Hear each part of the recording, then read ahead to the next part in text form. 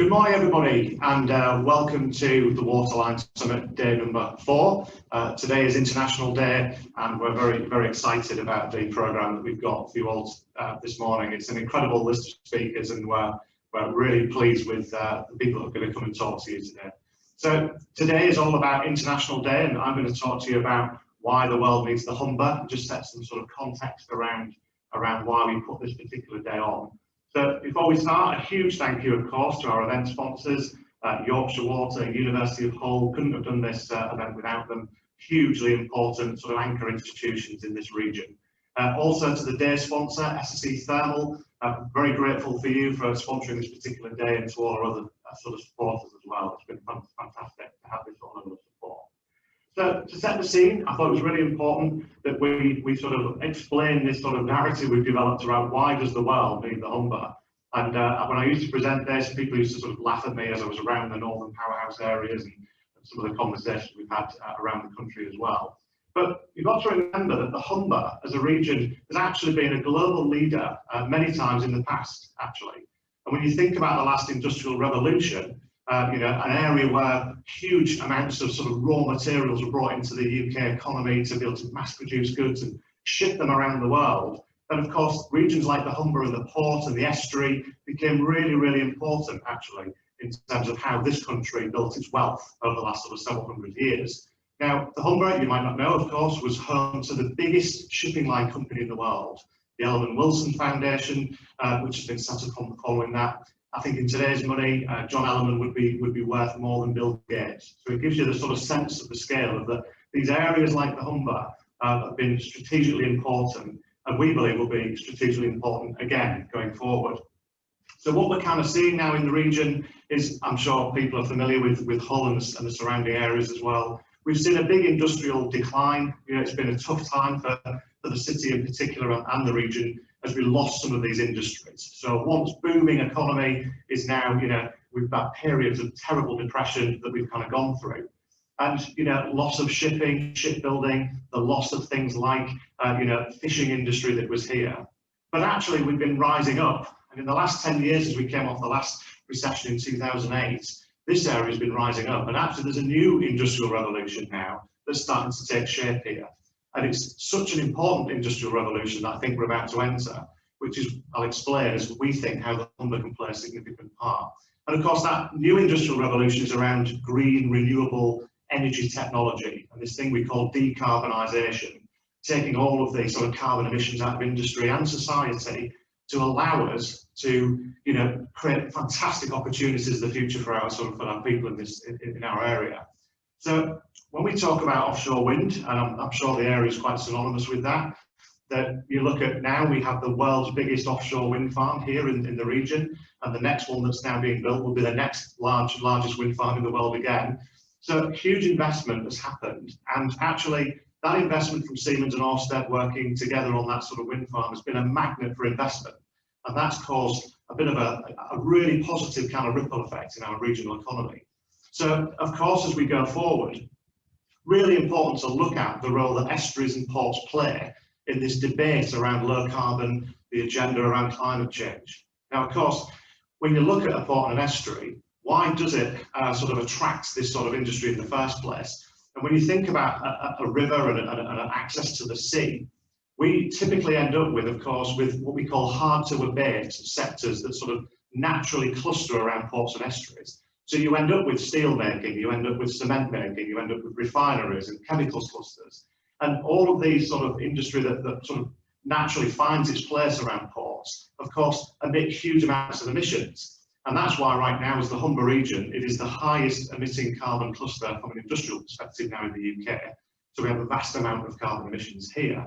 But of course, those businesses are also part of the solution, because what we can't ignore is that those industries employ tens of thousands of people right now. So they are a hugely important part of our economy, and I believe they'll be a huge important part going forward as well, as we innovate to sort of remove this sort of carbon out of the industrial processes. So when you think about a port and an estuary, we've been doing a lot of work in the last couple of years. It was an absolute pleasure for me personally to spend time with Lord Prescott, and Lord Prescott's been doing a huge amount of work over the last 2 or 3 years with the Council of Europe as a sort of rapporteur reporter on on this issue about how you decarbonise sort of high carbon economies, particularly around estuaries and ports. And the stats are quite phenomenal when you look at them. When you think about a port and an estuary, you're looking at something like 60% of the world's population will live around water, a port or an estuarial region. And you look at biggest cities, 2/3 of the world's biggest cities also locate around these sort of areas as well. So we know globally that these areas, if you're on a port, if you're on an estuarial region like the Humber, they are contributing significantly to climate change. These regions are driving the emissions. And when you take that kind of global perspective, it means that these regions hold the key of how you solve it. So what Lord Prescott's sort of research sort of pulled together was that you need a new economic model, you need a new way of looking at sort of whole places that cluster around this, and how do you actually transition all of the jobs from these sort of high carbon sectors and move them into this kind of low carbon economy.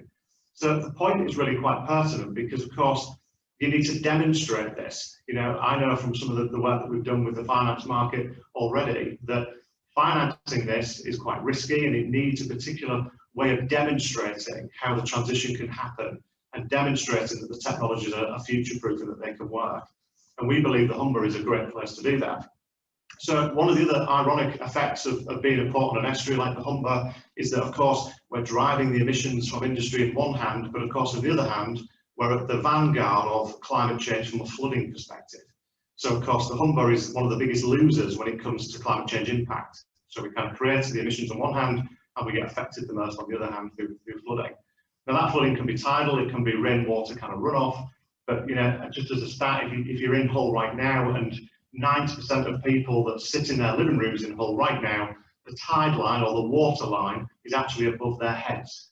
So this is one of the huge challenges we have. Estuarial sort of, you know, tidal surges coming down the Humber, and then we've got the kind of rainwater runoff and the problem of being a big bowl essentially in the city. So how do you kind of solve this? Because when you look at the IPCC report that came out sort of 2 or 3 years ago now, for every 1 degree of planetary temperature increase above the Paris Agreement, you know, you could be looking up to 1 metre in sea level rise. So we are going to be, and we accept this in the region, we are going to be living with water for quite some time. And Yorkshire Water have an incredible partnership on that, and I'm sure Liz will touch on some of that later. So when you think about it in that kind of global context, you look at some of the work that Bill Gates has been doing over the last couple of years. He talks about 5 grand challenges of climate change, and he describes 5 broad areas that you need to sort of tackle to be able to sort of transition places into the low carbon economy. And those are really simple areas like, you know, making power and making energy, you know, agriculture and food production is the second one. Manufacturing, hugely important, but obviously very high energy intensive processes. When you look at transport systems, and then you look at houses and buildings that we're kind of living in our homes and the places that we go to work. So those 5 areas are about 90% of all global emissions.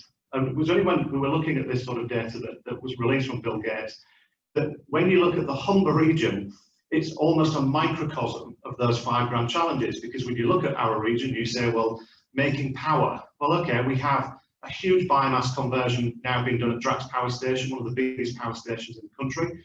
So on a fantastic path now, talking about carbon capture, talking about hydrogen. We're talking with offshore wind, as I mentioned, a huge offshore wind farm in the North Sea. And then we've even got the largest advanced gasification plant for energy from waste actually in development in Humber as well, and many more energy sort of producers that are going greener. So our making power story is quite advanced. And we've already attracted a lot of interest internationally, of course, from people wanting to know about how that journey has happened, how the cost models work, how the financing structure has allowed these sort of deals to happen between industry. So the making power story, we're very strong on here. Look at the other areas, agriculture. Well, of course, if you left Hull and you came out of Grimsby, you would see lots of countryside, you see lots of fields. So we're very prominent on farming and food production here, huge food producers. Think about manufacturing. Well, you know, I've talked about those sort of industries that sit around the port and the estuary. Think about transport. We have the busiest UK port complex here on the estuary here in the Humber region. So buildings, huge numbers of public housing. So we're big social landlords here. So when you look at these 5 areas and you consider the Humber, you really do start to recognise that we are the perfect, almost demonstration sort of region of this global problem in one place. And what we've been exploring is, why can't we become that kind of test bed? Why can't we develop technologies here, and we develop ideas and we take them to market with the industrial players that we've got into a global context? So as Lord Prescott would always say, if you can solve it in the Humber, you'll be able to solve these challenges around the world. So the opportunity is huge. The opportunity for us is to really try and get at sort of the knowledge economy that sits behind this, the IP, the products and services that will get developed by SMEs and the supply chains, and to harness that here to look at exporting that internationally. Now, we've seen a huge opportunity around that. It was a precursor to the industrial strategy report from government, estimated a £200 billion export opportunity around IP. And my argument would be that the Humber should be having a large share of that, because of this perfect storm and actually perfect opportunity that sits around these 5 grand challenges.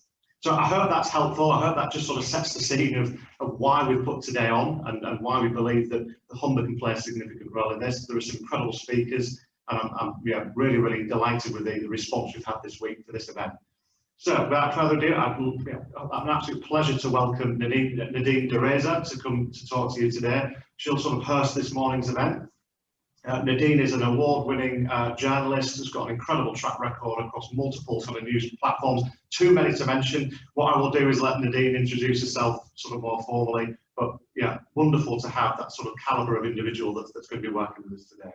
So I wish you all the very best, and thank all of our speakers, and we'll now hand you over to Nadine. Thank you very much. Thank you very much, Andy, and I too would like to welcome you all to the International Business Day at this year's Waterline Summit. And I'm really looking forward to hosting this webinar session on why the world needs the Humber. I love the title. In fact, all week this summit has been really an ideal opportunity to learn more about how the Humber region is working towards a zero carbon economy. Now, over the years, as you just heard from Andy, as a business presenter and journalist for a variety of broadcasters, I've worked in different parts of the country and also all around the world, presenting on every industry sector imaginable. And what is very striking, as we've heard from Andy, is that the Humber region and the surrounding area is a strategically important industrial cluster for the UK, and therefore an essential part of the UK economy. But there's no hiding from the fact, and I know you're not, that the Humber is currently the most carbon intensive industrial cluster in the country, as a result producing very high levels of carbon dioxide emissions, emitting, I think, over 12 million tonnes a year when I last looked. I'm sure somebody can give me the up-to-date data on that. Now, the challenge for the region, as we've just heard, is also very personal, which often helps focus the mind better to tackle the task in hand, because the Humber, as I'm sure many of you already know, and Andy made it very clear, is one of the coastal regions around the world officially listed as being at high risk due to rising sea levels and increasing flood threat. I mean, the floods of 2007 are still fresh in many people's minds around the region. So there's a necessity and really an urgency to be water resilient, particularly when you throw in surface water flooding into the mix too, which can happen anywhere in the Humber and the surrounding region, in fact, anywhere in the UK and around the world, which seems to be, I don't know about you, more prevalent, certainly over the last decade or so. But it's all to play for, because you have the industrial capability, you have the offshore storage capability, and although you need to attract and retain diverse talent into the industry, which is a huge challenge and not to be underestimated, particularly as you have other industries to compete with, and some of those industries may appear to be more attractive, certainly on the face of it, to work and build a career in.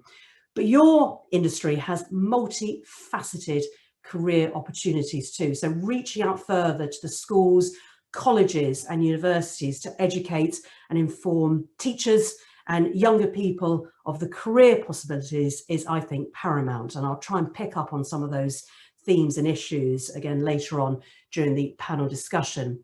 And let's not forget the skills developed here already, which I'm sure will play a significant part in transforming the Humber into the UK's first zero carbon cluster. That's the ambition, and help the UK reach its goal of achieving net zero greenhouse gas emissions by 2050, while also delivering economic growth. And I also think what's really important to think about that healthier environment for all of us to live, work and play in, which is critically important. I know some of the athletes, it'd be interesting to hear from Team GB, have collectively asked to think about, ahead of COP in Glasgow next year, how we should place the environment as we come out of the pandemic recovery, whenever that's going to be, and think about how we benefit from some of the gains that we got from lower pollution levels back in the spring, certainly. So decarbonising industry through energy efficiency improvements, through renewables, the use of hydrogen and carbon capture and storage and so on, all of these things play a part if that target of net zero is going to be achieved.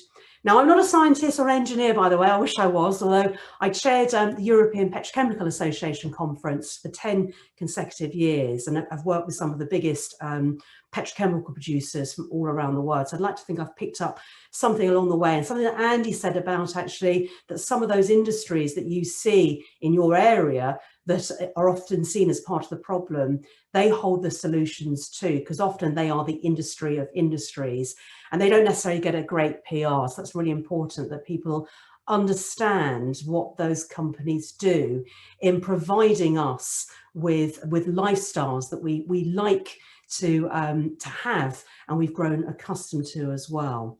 And working more recently for CNBC and looking at how digital transformation is a game changer for many industries has opened up my eyes to the impossible becoming the possible. So adopting new digital technologies, the Internet of Things, when paired with, say, the likes of artificial intelligence, if used correctly and wisely, underlines, I think, how important digitalization can be to the green, blue, and clean agenda. I'll leave grey out of it for the moment, but it has an important part to play as well. But I think all of those, the green, blue and clean agenda, will significantly contribute to the target of net zero too, as long as we address the shortage of digital skills and technical knowledge. And I'm not talking about being au fait with Facebook, Instagram and Snapchat and whatever the latest app is. It's going so much deeper than that.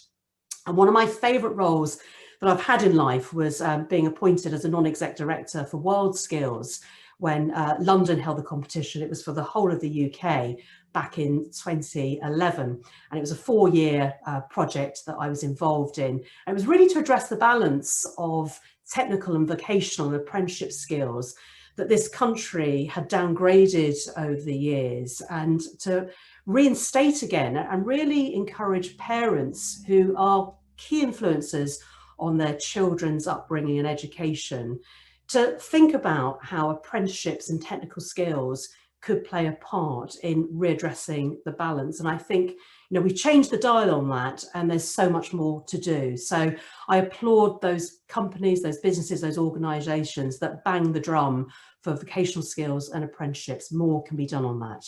And it's also fantastic to see the University of Hull is one of the event partners at this summit, and in its role can act as a catalyst in pulling together the research, talent and innovation needed. And I know so many other colleges and universities play their part and their role in this area as well. But realistically, cutting carbon emissions will require significant investment and coordinated effort among government and businesses. And communities and individuals will need to be on board too. I think one of the speakers earlier on in the week said, listen to those communities, because we've seen how polarizing issues can be. You don't want this to be a polarizing issue. Bringing those communities and individuals on board will help lessen the idea that polarization may be an issue for you when you're thinking about net zero and how to achieve that. I noted with interest that the Prime Minister Boris Johnson at the beginning of the month set out new plans to build back greener by making the UK the world leader even in clean wind energy, with £160 million apparently we made available to upgrade ports and infrastructure across communities, which include, I think, Scotland, Wales, Teesside and of course the Humber, in an attempt to increase the UK's offshore wind capacity, which is already, I think, the largest in the world and currently meets 10% of the electricity demand. But energy from wind is just one part of the jigsaw puzzle, and we can't rely on that solely, but it is a growing significant part. So during this webinar, all the themes of this week's summit, including adaptation and resilience, clean growth, nature-based solutions and sustainable finance, will be addressed as we seek to learn the role that the Humber must play for the UK and the rest of the world. So this morning, we're going to hear from our panellists, who I'm sure will provide valuable insights in the drive to net zero and the challenges and the opportunities that lies ahead for the UK as a whole. And joining the panel today, you can see them eagerly waiting to deliver their presentations. I'm delighted to say we have Stephen Phipson, the CEO of Make UK. We've also got Mark England, OBE, no less, and hopefully I'm going to pronounce the title correctly. I'm not sure if I should give it a French accent. I won't, I'll leave it though. I'm going to call you the chef de mission, Team GB, and Lizzie Simmonds, who's officially a retired swimmer. I'm sure you still swim, but has represented Great Britain in the Olympics and so much more. And I'll give you an official introduction later on, just before you're about to do your slot. I'm delighted that we've got Liz Barber as well, CEO of the Kelder Group and Yorkshire Water. And later on, fingers crossed, we'll be joined by Andrew Bailey, Governor of the Bank of England, who'll be talking about the sustainable finance piece as well. What I'd really like you, the audience, to do is actively participate throughout this event by submitting questions, comments and thoughts in the Q&A function box. And I'll be asking some of your questions and comments during the panel discussion. Now, we've integrated a voting system into the back end of Zoom, which means if you like a question by another delegate, an audience member, the question is more likely to move up the leaderboard and get asked by me, and it will give me a real temperature check as to what's important to you. The other thing is we've got the presentations this morning, and what will happen is that each presenter will talk for roughly about 10 minutes, and then I'll ask them a question or two before moving on to the next presenter. And I'll repeat this format until we've heard from all the panellists, and then we'll move on to the Q&A panel discussion. Please feel free to start submitting your questions and comments from the off. In that way, I can find out, as I mentioned earlier, what's important to you and your areas of interest. So let's introduce our first guest speaker.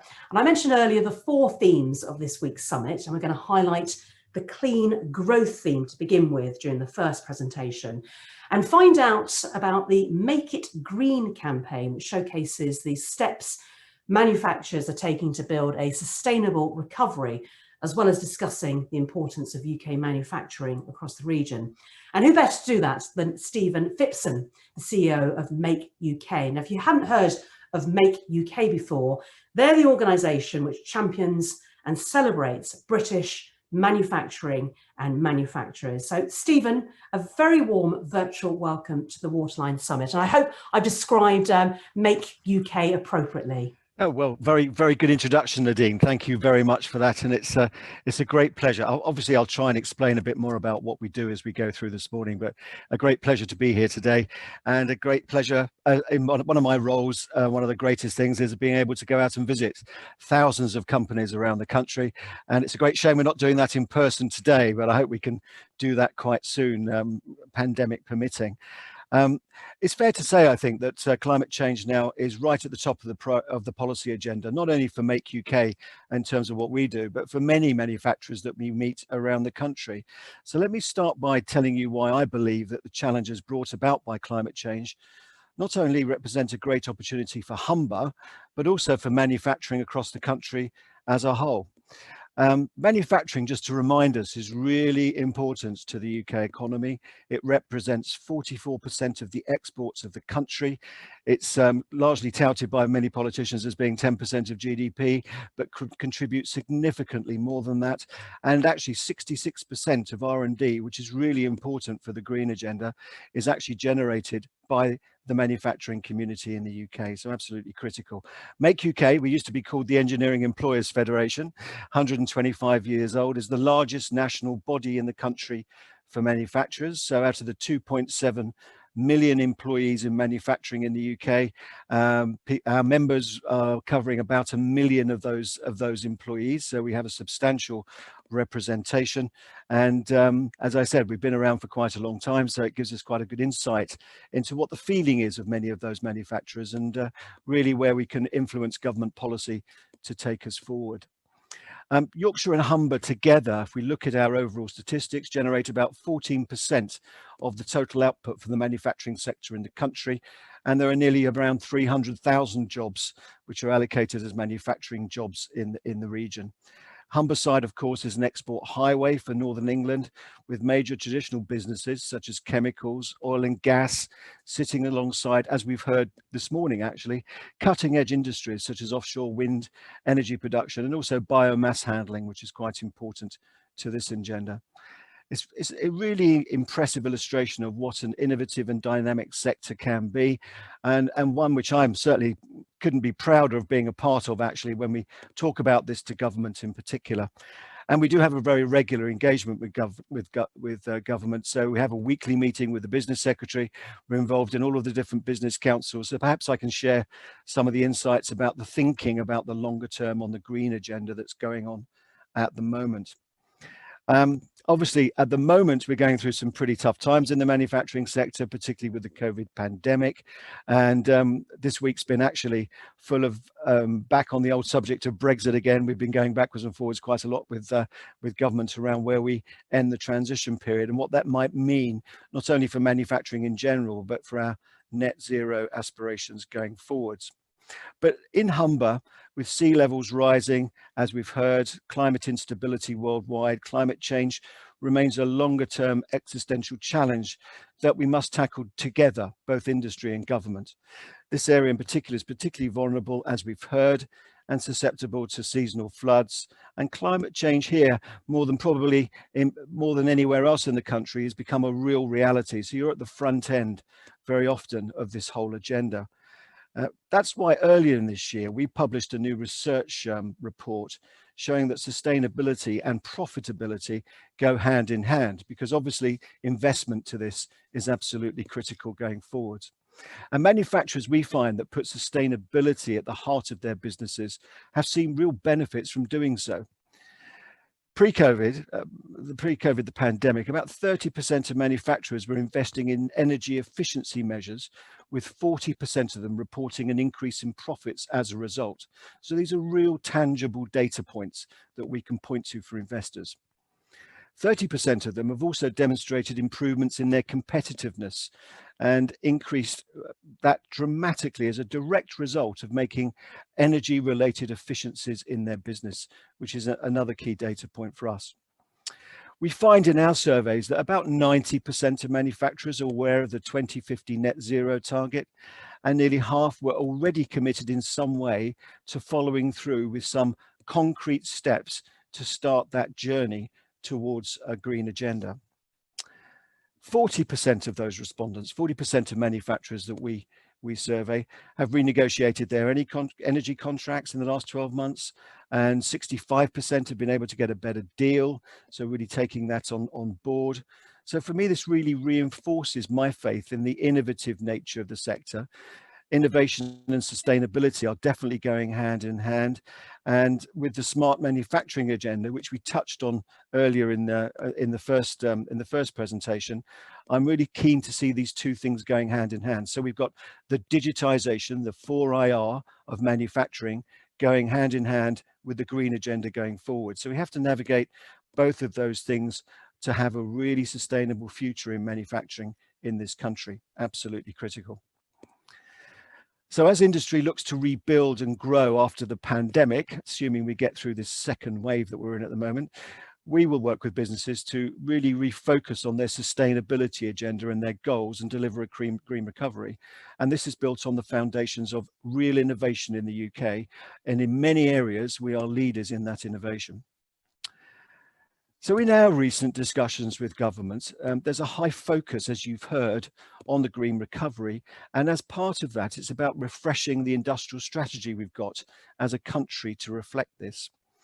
So a refreshed industrial strategy will include not only increased investments in offshore wind, as we've heard in terms of the Prime Minister's recent announcement, and electric vehicles infrastructure to support what we're doing in transport.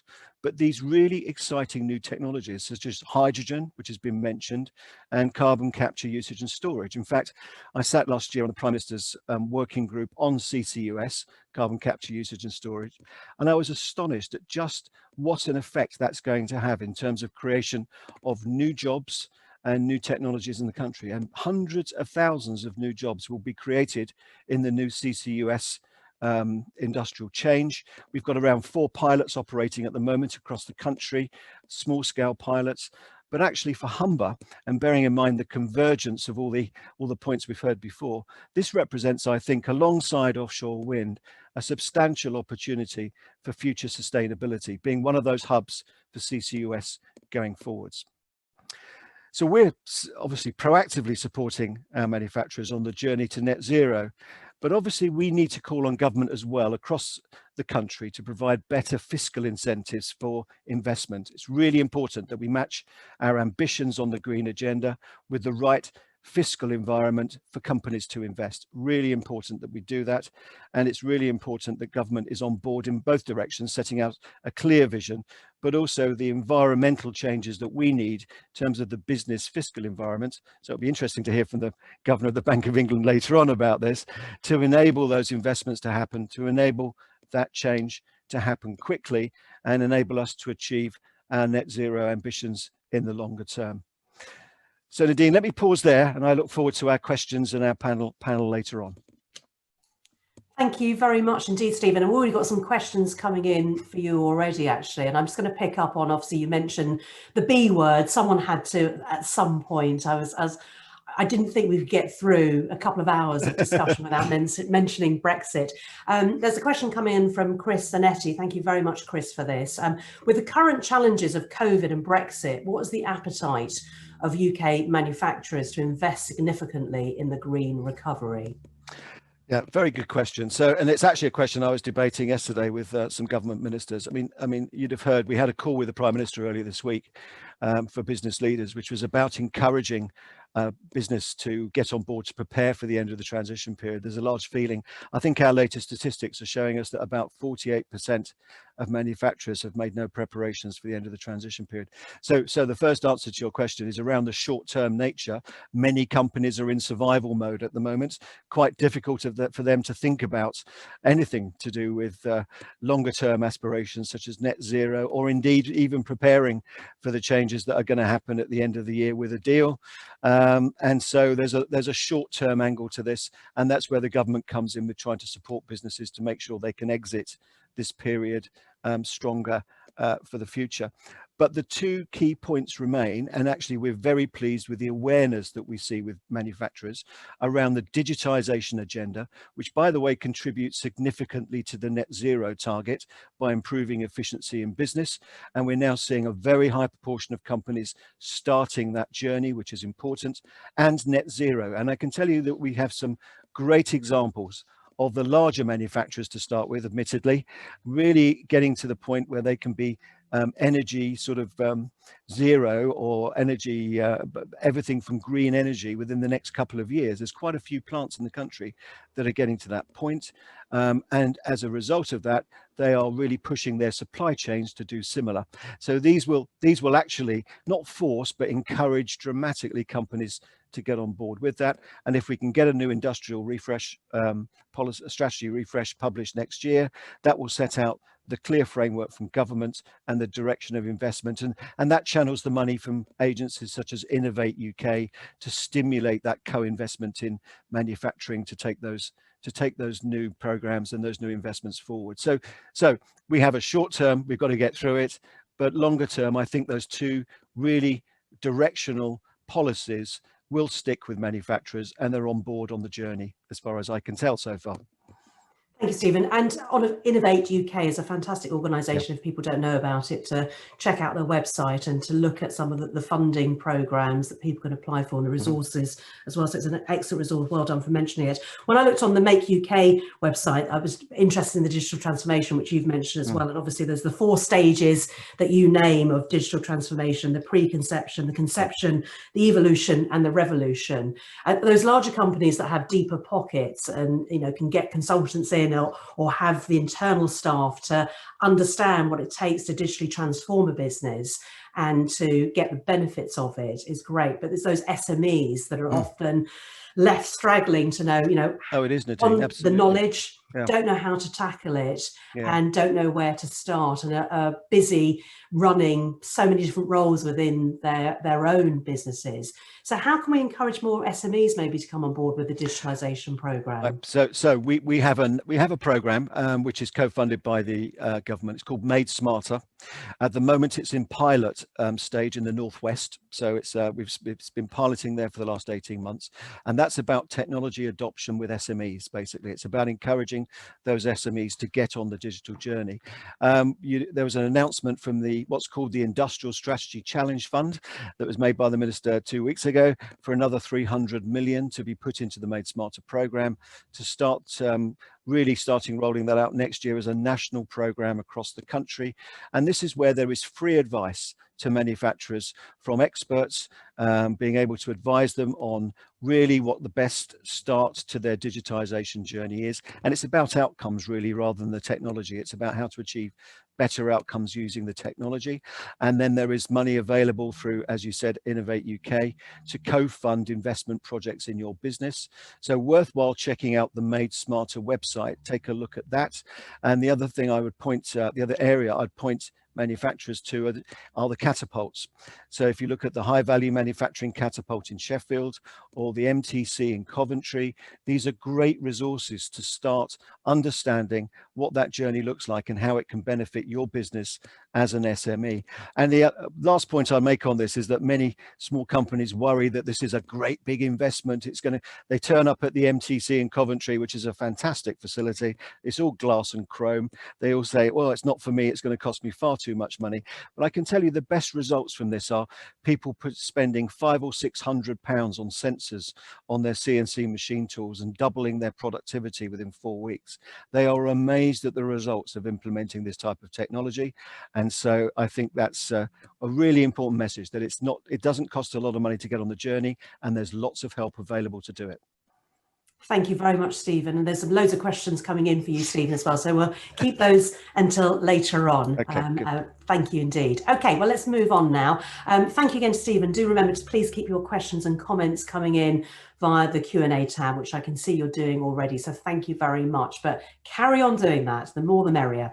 We're now going to shift focus onto the adaptation and resilience agenda and get an insight into how Team GB adapted to the postponement of the 2020 Summer Olympics in Tokyo due to the impact, of course, of the coronavirus pandemic, with the Games now taking place in 2021. I'm delighted to say that we're joined by Mark England, OBE, who has the cool title of being Chef de Mission of Team GB. Mark has also brought along Lizzie Simmonds, who's in her own box. I said to Lizzie earlier, I didn't know whether they'd be sharing a box, but she's in her own room, in her own right here, who you may know was formerly a swimmer and has represented Great Britain in the Olympics, the FINA World Aquatics Championships and European Championships, and has also represented England in the Commonwealth Games. And Lizzie is from Beverley, a town within the Humber region, and is also Vice Chair of Team GB's Athletes Commission. So a very warm welcome to both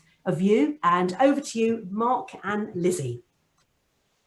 Thank you very much, Nadine. Good morning, everybody. I'm going to share my screen, so hopefully just bear with me while I pick up some of the slides that we'd like to show. So hopefully everybody can see that on the screen, and Nadine kindly pointed out that our contribution today is around adaptation and resilience, and it does come from a Team GB and also an athlete perspective, and we're delighted to be here. But can I just say, although I kind of walk around in Team GB kit and all the rest of it, which is a bit of a con when I have people like Lizzie on the call with me, but I'm actually a economic history graduate from the University of Leeds. And I just wanted to thank Andy Parkinson for his introduction. And every day is a school day, isn't it? And I learned so much in that 5-10 minutes from Andy this morning about the Humber side, region, about the challenges that you're facing, which I have to say, cocooned in a kind of a Team GB athlete world, I was unaware of. So, you know, it was really, really interesting. So thank you for that, Andy, and also thank you, Nadine, for your kind words.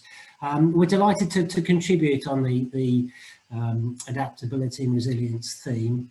And as Nadine pointed out, it was something extraordinary happened this year, and that was on March the 24th, and it was unprecedented that the International Olympic Committee and Tokyo 2020 Organising Committee postponed the Games. It was unprecedented. That has never happened in the history of the Olympics previously. Now, what was more complex is that when that was postponed and cancelled,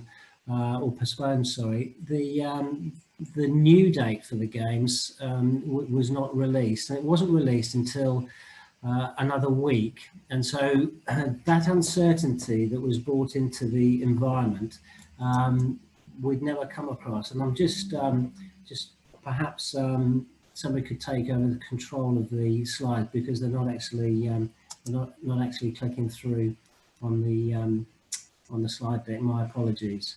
I don't know whether somebody can. Thank you. Thank you. If you just leave it on that one just for a moment, thank you. So that trigger for adaptability, and Team GB and the British Olympic Association have always been, I would say, resilient and a very capable organisation in meeting challenges. We have to operate in some very difficult environments throughout the world. South Korea for the last Olympic Winter Games, China in 2008 for the Olympic Summer Games, and the Olympic Winter Games is returning there in 2022. And the challenges of the first Olympic Games in South America in Rio de Janeiro, where we were extraordinarily fortunate to come second in the medal table and beat 1.3 billion people from China into second place. We've always been adaptable and resilient, but this one stretched us with only 16, the cancellation of the Games or the postponement of the Games was only 16 weeks from when they were meant to take place in July 2020. And it's an event that's watched by 3.8 billion people. It's 50% of the world's population that engage with the event. 1.3 billion people tune into 100 meters final, for example. So it's an extraordinary, it was an extraordinary decision that had to be made. And we were faced with some particular challenges around that adaptability. And out of necessity, we had to be agile, we had to be flexible, and we had to be resilient in our capability. And if I could just have the next slide, please. And if you see the bottom of that slide, given the pandemic that's been referred to, we had to frame that in an environment where we're a small organisation of just over 50 people. We had to furlough, or we furloughed over 60%. So we had to choose a group of staff who could deliver a significant number of actions within a very, very short space of time. And that short space of time was approximately 2 months. So we had to pick a team that was capable of dismantling and then rebuilding 7 years of work, probably in about 10 weeks. And that included renegotiation of all of our contracts 6,000 miles away without being able to travel in 2 Japanese cities, Yokohama and Tokyo. We had to choose a team who were capable of renegotiating all of our contracts with all of our partners and sponsors. Those were to terminate, or the majority of them were to terminate post the Olympic Games this year. So we had to renegotiate those to August 2021, or the back end of 2021, to allow us that financial security and stability to continue with our planning. And I'd just like to say within that, and that's part of our contribution today, and we're delighted to be in partnership with the University of Hull, who've done some fantastic work for us already.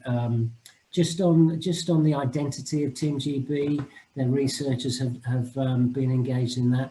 And I can see that as we move forward to Paris 2024, as that dovetails into the Paris Agreement for climate change, We can lean heavily now on Hull University, I think, to guide us and support us and help us in that.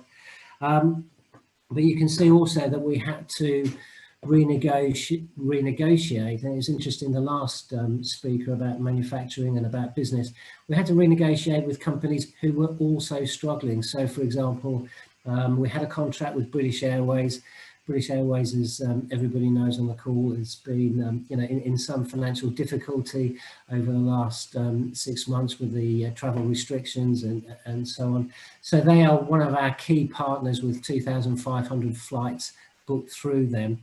And so we had to also ensure that we had to communicate regularly and accurately and factually with a group that are critical to the Olympic Games, the athlete cohort, as their training was impacted, their team training was impacted, the government guidelines around returning to training was important to follow, and the big unknown for 43% of athletes across the globe is that they don't know when they can qualify for the Olympic Games next year. So broadly 60% have qualified, broadly 40% have not qualified, and the travel restrictions are making that extremely acute. I think it's probably fair to say that in March of this year, as the Games were postponed, there was a view that it's a cold weather virus and that it would peter and die as the months changed and the seasons changed. That's clearly not the case. So we're now faced with the complexity of traveling to Japan next year with a view that it is extremely likely that we will be in a COVID environment. And for those, I mean, the people on this webinar will know over 40,000 school children at home today because of COVID impacting universities. Obviously, Hull, a lot of talk about their operations. Well, you can just imagine what that is like in a very confined Olympic village with nearly 20,000 athletes and support staff, a dining hall that seats 5,000 people. So we're working through those proposals extremely carefully, and I'm part of an IOC Tokyo 2020 working group. So I'm delighted that I'm being joined by Lizzie Simmonds, who will take an athlete perspective. Lizzie, not only a double Olympian in her own right, but is also world, European and Commonwealth medalist, and as Nadine pointed out, from the Humber region. So next slide, please, and over to you, Lizzie. Thanks, Mark. I think today I want to talk a little bit about the athlete mindset. That's where my experience is firmly rooted. It's perhaps never felt more important for us as individuals and as organisations to be able to adopt a resilient mindset. And elite athletes are absolutely renowned for their ability to withstand setbacks. So injuries, deselections, postponed Olympic Games now. And in fact, athletes have a well-deserved reputation for staring adversity in the face and refusing to flinch. But is mental resilience a skill that athletes just happen to be born with? Or is it a skill that we are intentional about building? Now, I've thought a lot about this topic since retiring from the elite sporting scene. I don't think that resilience is innate, and I don't think that it's just an outcome of going through tough times. I do think that you can build your mental armory in a proactive way during rain or shine. So if you can just click onto the next slide, I want to start to give 3 insights into the world of elite sport, the way that we look at the world as athletes, and hopefully also give some practical learnings for anybody wanting to build a more resilient mindset. So first of all, if we could just click on 1, control the controllables. Now, sport, like many areas of life, is judged on outcomes and results. And yet, as an athlete, you have very little control over the outcome. So very little ability to influence the performance of your competitors, whether or not your performance on the day will be good enough for a medal, say. So focusing on outcomes and end results, or obsessing about those things, is quite stressful, and it's ultimately a waste of energy. So instead, as athletes, we become trained at focusing on the process, the effort being put in, the execution of the race, the way we respond to a mistake mid-game, the things that we can control. I heard a brilliant line from Sir Chris Hoy the other day saying that when he won his first Olympic gold and crossed that finish line, he didn't know what to do. He hadn't planned that far ahead. So all of his prep, all of his visualization had been about execution, had been about the process. Winning gold was not under his control. Putting the best performance that he could on the day was. Now, there are so many things in our landscape right now, and we've discussed some of these already this morning, that we can't control. A pandemic, just to name one of them. And it's very difficult to be resilient as a person and as an organization if you're letting yourself be battered around by that storm outside, by those factors that aren't within your control. It's super easy to get stuck at the level of results. We fret about the outcome and forget that the real work goes into the process. And going back to Mark's point about the adaptability of Team GB, well, nobody, least of all, would have wanted a pandemic to postpone an Olympic Games. But when it happened this summer, it would have been wasted energy for the athletes to sit there and obsess about what could have been. So it was back to the mantra, what can I control here? Stay calm, adjust the plan, reapply this year's ambitions and project them through to next summer. So the real question for everybody here is what can be controlled in your environment? And perhaps more importantly, are you expending valuable energy thinking and stressing about factors that are out of your control? The second concept, if you could just click on a couple, the second concept is a survive versus thrive mentality. Now, some people have huge life-changing challenges, and I won't pretend that mindset is the answer to absolutely everything. But for many of us, the everyday grumbles and challenges, setbacks and disappointments, this year maybe more than ever, it's all too easy to let our circumstances define us, when the truth is that we have a choice in the way that we respond to adversity. We can choose to see it as an insurmountable hurdle, a problem that can't be fixed, in which case we adopt a victim mentality, retreat, and let our circumstances defeat us. Or we can rise. It's as simple as that. We can say, this isn't ideal, it isn't what I expected or wanted, but it's happening, and I accept that, and I choose to rise to it.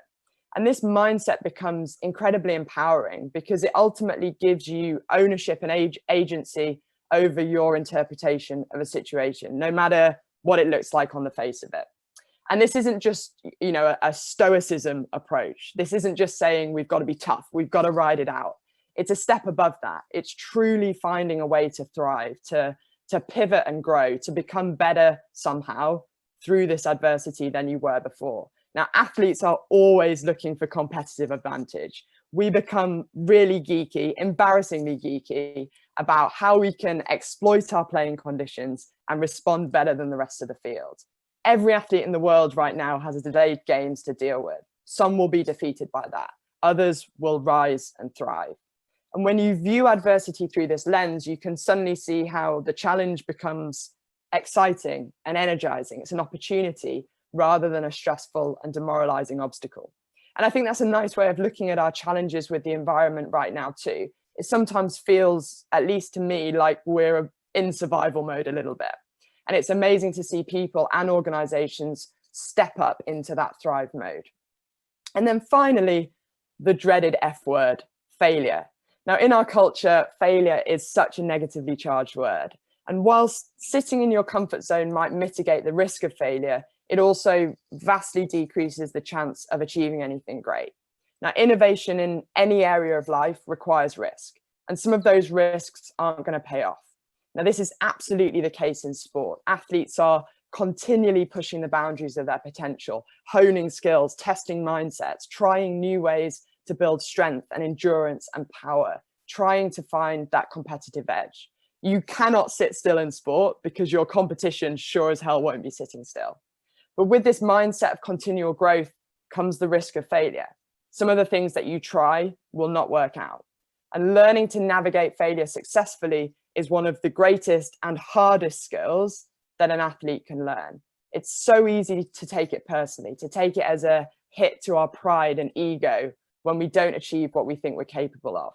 We fall into that classic trap of linking our results with our self-worth, of conflating the two.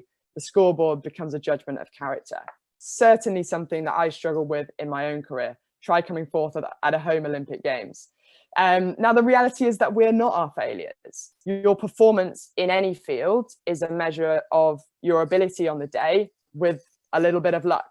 And the most successful athletes, the most resilient athletes, in my mind, are those who are able to separate themselves from their results, those who are able to build a view of themselves that's based on principles and values and behaviors rather than scoreboards, salaries, and Instagram likes.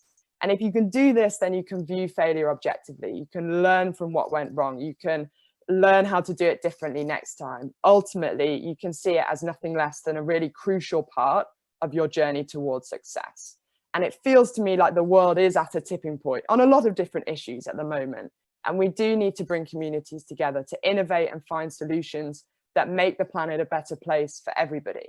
But to do that, we also need to embrace the tests that don't work out. As Andy said at the beginning, using the Humber as a test bed. We need to iterate and learn, move on until we find sustainable solutions that work globally.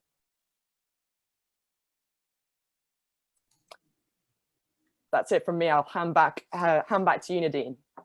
Thank you very much, both to Mark and Lizzie as well. I like the idea of controlling the controllables. I think those are very, very wise words as well. And just of note, actually, I know that more than 300 British Olympians and Paralympians have called on the government to take urgent action on climate change following the coronavirus pandemic, in essence, to create a healthy, safe Earth for us all. So Steve Redgrave has gone on record, the 5-time Olympic rowing champion, as saying, as an athlete, you need a healthy environment to perform at the highest level.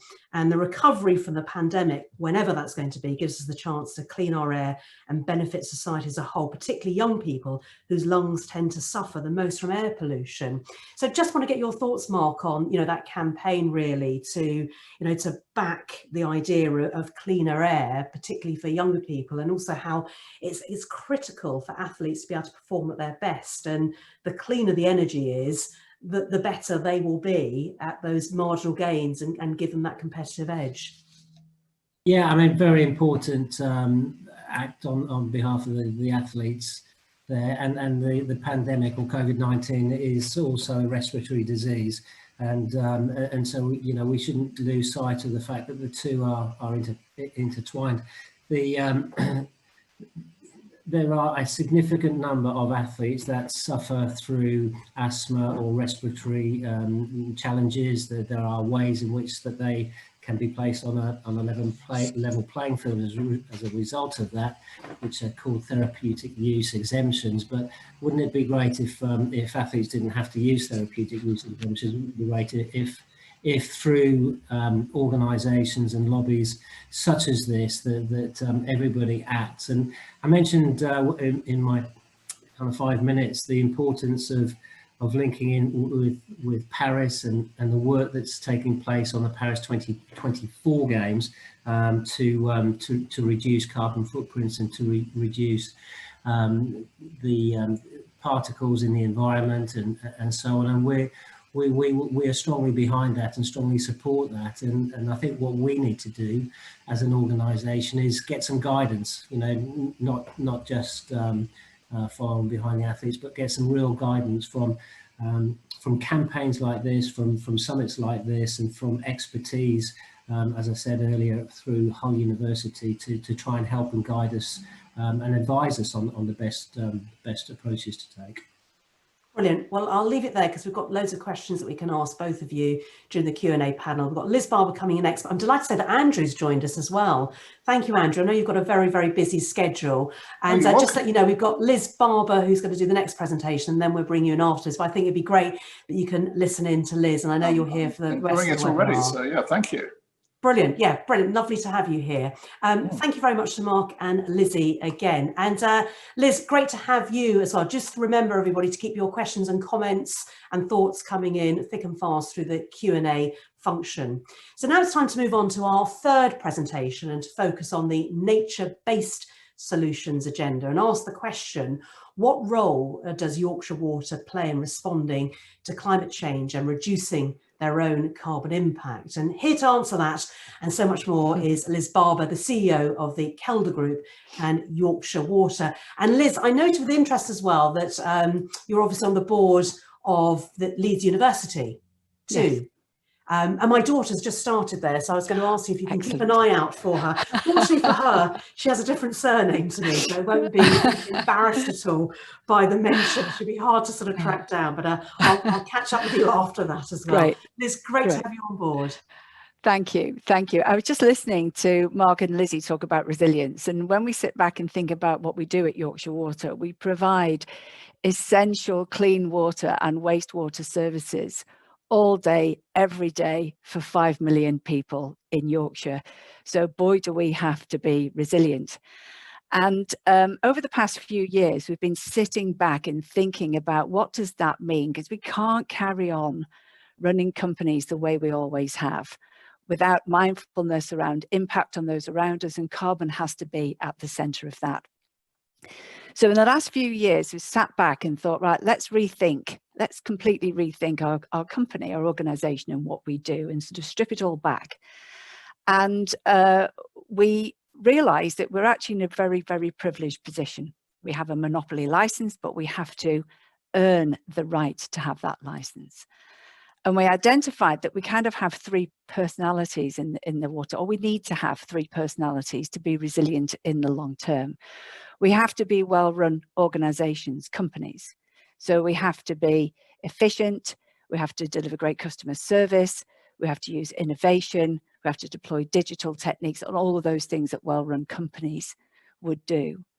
But we also provide an essential public service. So we have to think about climate change and carbon and the land that we use and the impact we have on carbon, biodiversity, and actually our long-term resilience on an impact on the environment.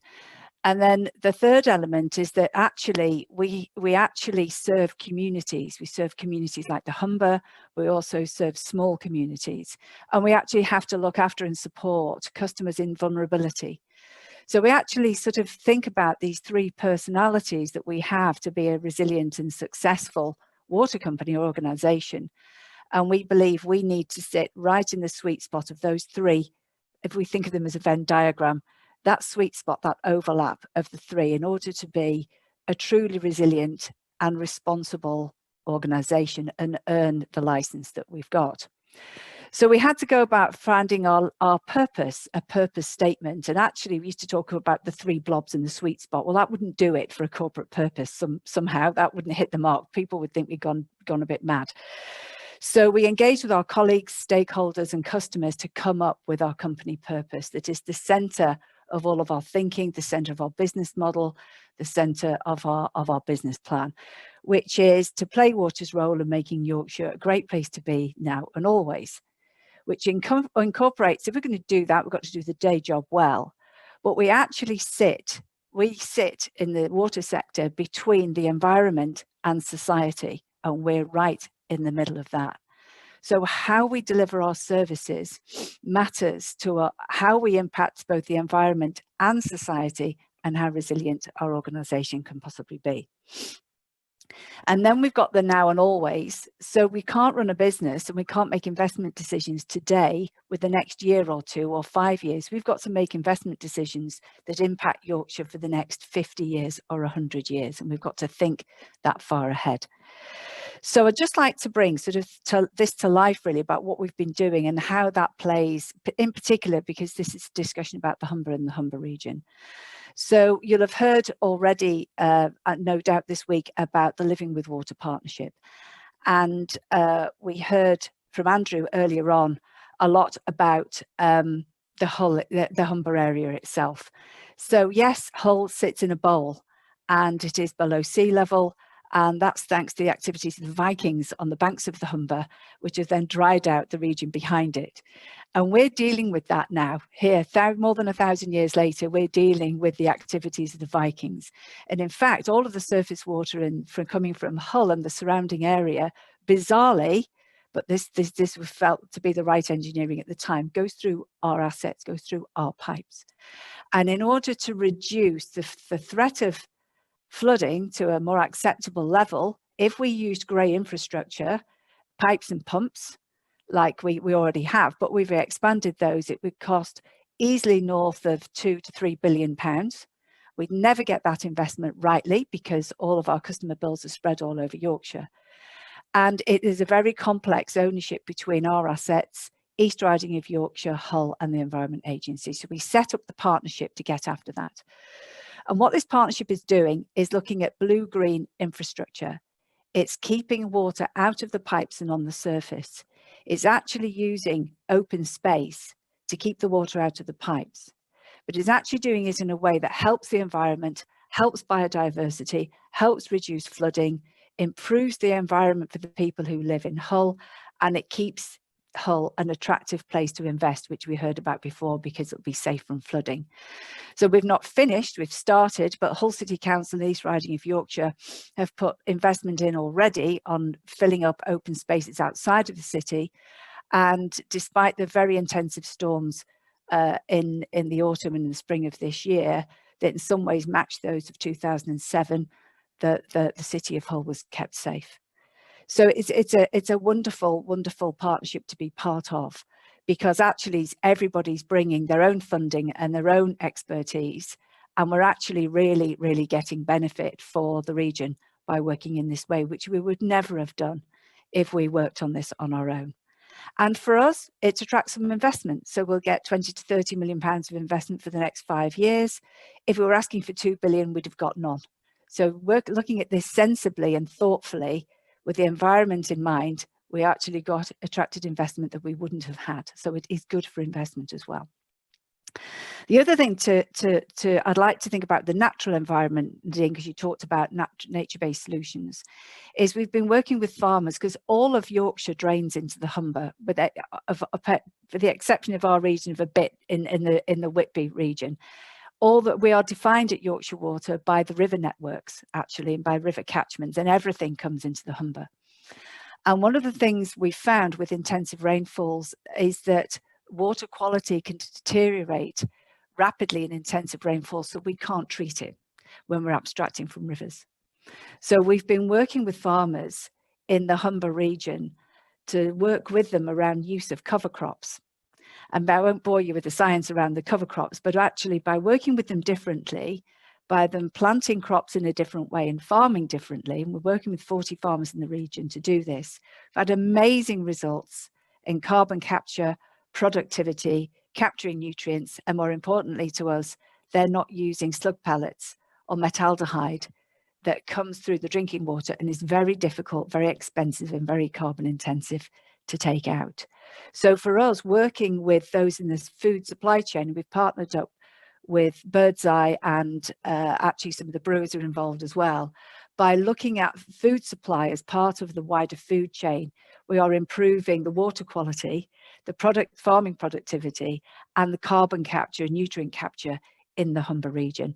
And all of that water eventually ends up in the Humber estuary, which is an amazing place for biodiversity as well. So it really can be a win-win-win all around if we get this right. And finally, it's partly about, we all need to think about investment and money.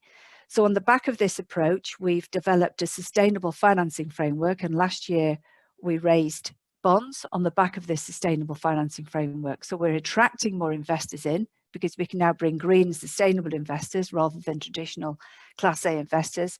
And arguably as a consequence of that, we've got better rates from that when we're borrowing money, because we can attract those sustainable investors. But also we're now talking about through our land anchor network, we're the second largest landowner in Yorkshire, and we've pulled together an anchor network of other landowners to work their land responsibly, but we're actually going to try and set up the first true carbon trading platform within Yorkshire, which would be very exciting. We're looking through the green recovery to attract funding for that.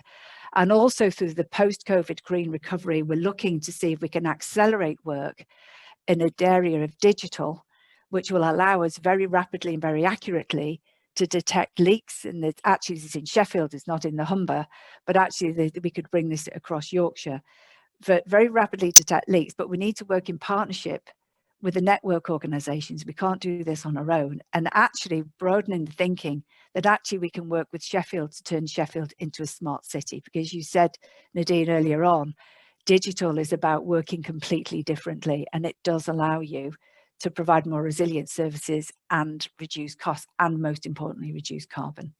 So it does actually, working in this way is not just about doing good, it's about keeping us resilient in the long term, but it's also about reducing carbon heavy investment and keeping services resilient. Thank you very much, Liz. It's very interesting how, your time frame that you're working in, 50 to 100 years, that concept is alien to so many businesses. And obviously we'd like to encourage, having been a London markets correspondent many, many years ago, when we're always looking at quarters, and in fact you're looking at 50 to 100 years ahead.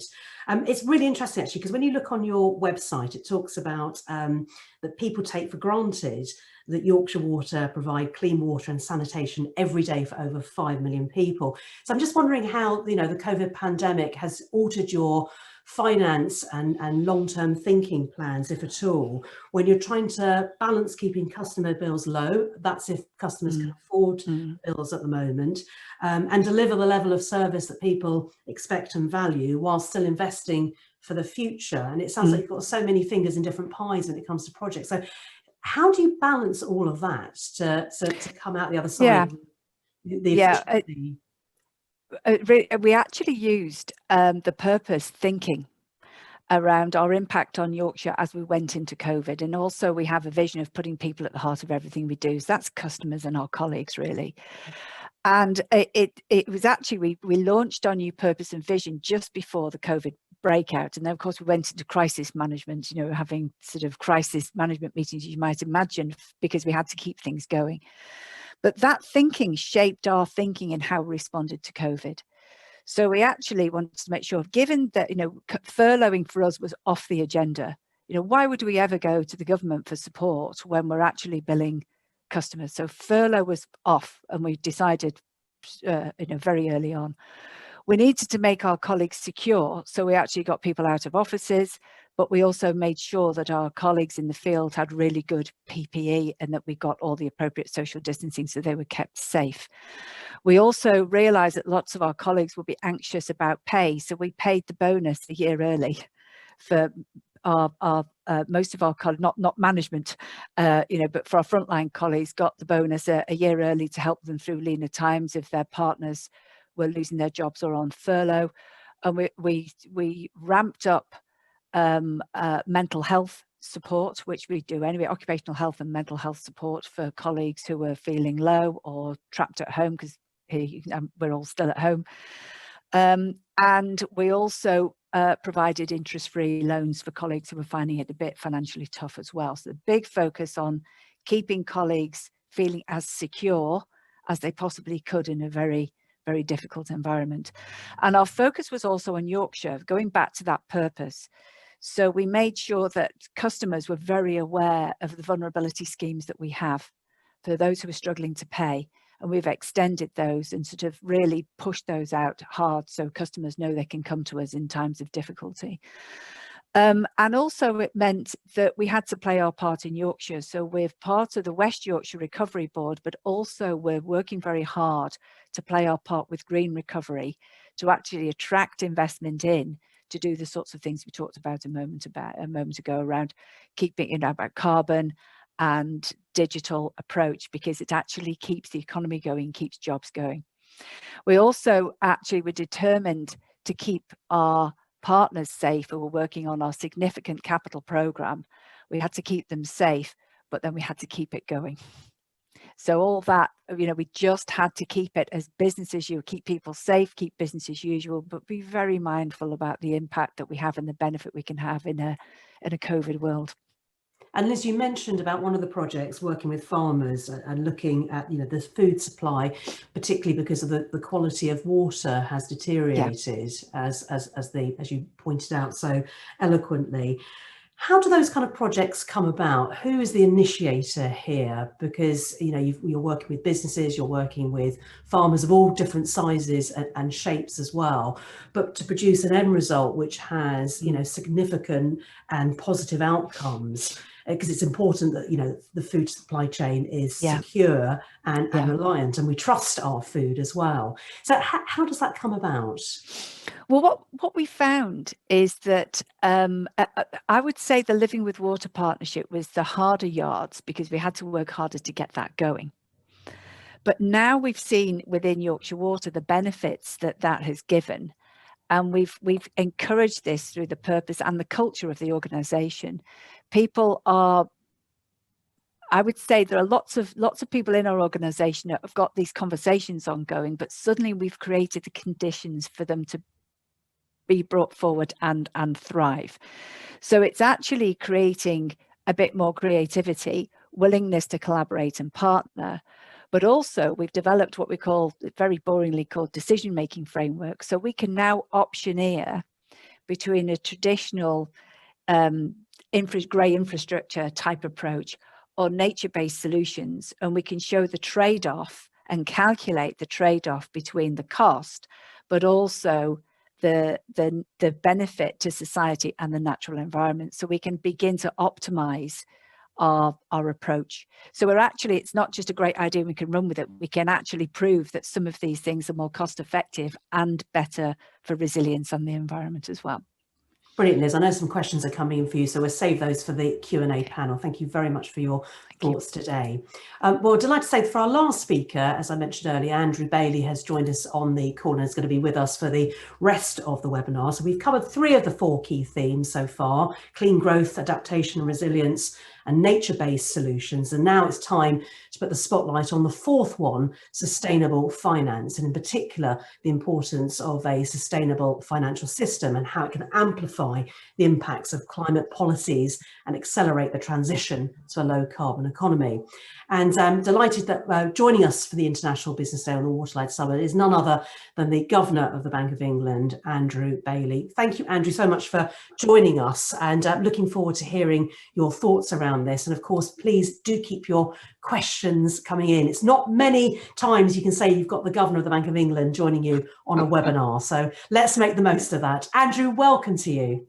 Well, thank you very much. It's a real pleasure to be involved. Actually, I've been fascinated listening to the conversations just beforehand, and it's a real pleasure to be involved. Of course, I wish I was actually with you. I mean, this is the next best thing, as you say. The webinar is the next best thing, and we're having to get used to that.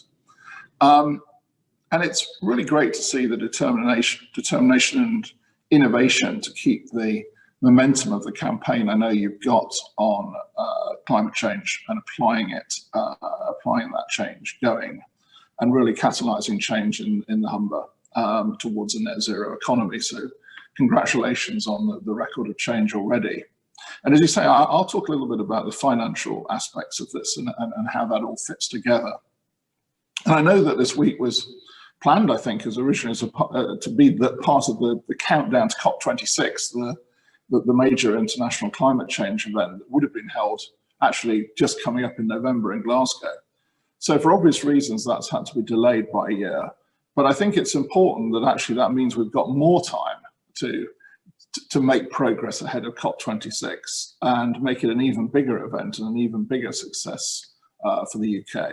So we're very much still on the path to COP26. And I just want to start actually by recognising the huge amount of work that my predecessor, Mark Carney's done in that realm. Mark isn't just a world leader, he really is the world leader in climate finance. And he set up the Bank of England to play a very big role in that, and I'm delighted to take that role on. He's a real driving force now, actually worldwide, in the area of climate change and finance. And we at the Bank of England are certainly fully committed to this work, working closely with Mark and the team he has now. Now, I want to start by saying, because one of the difficult things, obviously, it's very sadly, COVID has dominated this year. And we had to make a very hard choice in the spring, when it was essential that the Bank of England stepped up quickly and played its role in supporting and providing finance to businesses in need alongside the government. And that presented us with a very hard choice, a very difficult choice. Should we take that opportunity to really attach climate-related criteria to the financial support we were providing or not? And we didn't, actually. And I want to just explain why, and then more importantly, what we do next. And the reason we didn't was because at that point in time, it was really, people's jobs, people's livelihoods, and the future of businesses that was at stake. And I didn't feel it was appropriate that we said, we started, if you like, sort of choosing between businesses on that basis. But that was then, and that was important that we did that at that time. But now we must look forward now, and it's not easy in the current environment, but it's excellent that events like this are doing just that. And I say that because we need to emphasize everything we can do to tackle the big risks we face, and of course, and act early on them. And of course, climate risk is very much one of those. It is going to be with us after COVID is with us. We don't know how long COVID is going to be with us. I'm afraid we have no wisdom on that really at the Bank of England. But I think I'm afraid it's a truism that climate is going to be still with us and still there to be tackled. And while it was therefore necessary to do what we did earlier, in thinking about the recovery, is what I want to talk about, from what is the deepest recession we've had in a very long time. In fact, we don't know how long until records began, really. I think it's very important that we take that opportunity to address climate change as well at the same time. Now, there are huge commercial opportunities attached to climate change, and you're already demonstrating that in the work you're doing around the Humber. And there's a key role for private finance. And I wanted to sort of step back from that for a moment and look at the broader story around, broader economic story of this country in recent years. And there are two things that really stand out. One, we have had, unfortunately, pretty weak business investment in recent years. And likewise, we've had very weak productivity growth in the economy in recent years. And I say that because we need to change that in the recovery, change both of those things in the recovery. And investing to tackle climate change is an important part of that. It's an important part of tackling investment, and I believe also an important part of tackling productivity in the economy. So I want to say three things that we're focused on the Bank of England in that realm. First of all, working with the financial system to ensure that that system, financial firms, are focused on transitioning to support the risks and opportunities from climate change. We started this work about 6 years ago, measuring how we measure and control and how the financial system controls its own exposure to climate risk. And in doing so, plays its role in spurring progress to tackle that risk. Second, ensuring that private finance is supported by a framework of transparency of reporting and information by the firms in which it invests. The good news is, and I think this came through in the talk that Liz was giving, is that there is a great demand to invest in supporting climate change. Now, that investment needs to be supported by an infrastructure. And a big part of that infrastructure is clear and consistent disclosure of risks. So people can actually understand what they're investing in and what the climate properties of what they're investing in is. And the so-called Task Force on Climate-Related Financial Disclosure, it's a bit of a mouthful to say, but it is actually the world leader in providing a way forward here. And we strongly support that work. And we hope that in the year to go now till COP26, we can make a lot of progress, led by the UK government in its presidency of the G7 next year, chairing of the G7 next year, to get that framework established worldwide. Thirdly, I mentioned earlier the weakness of business investment in this country and how when we recover from COVID and tackle climate change and also tackle our new trading relationships in a post-Brexit arena, that we turn that business investment story around. And at the Bank of England, we're committed to doing all we can to support and enable productive investment in the economy by encouraging and enabling appropriate saving and investment structures. And that's important. We're not where we need to be on that front. And what we can do to enable productive finance, to enable productive investment, to enable people's decisions on where they want to save and invest, to support those agendas and to support the climate change investment agenda, that all needs to come together.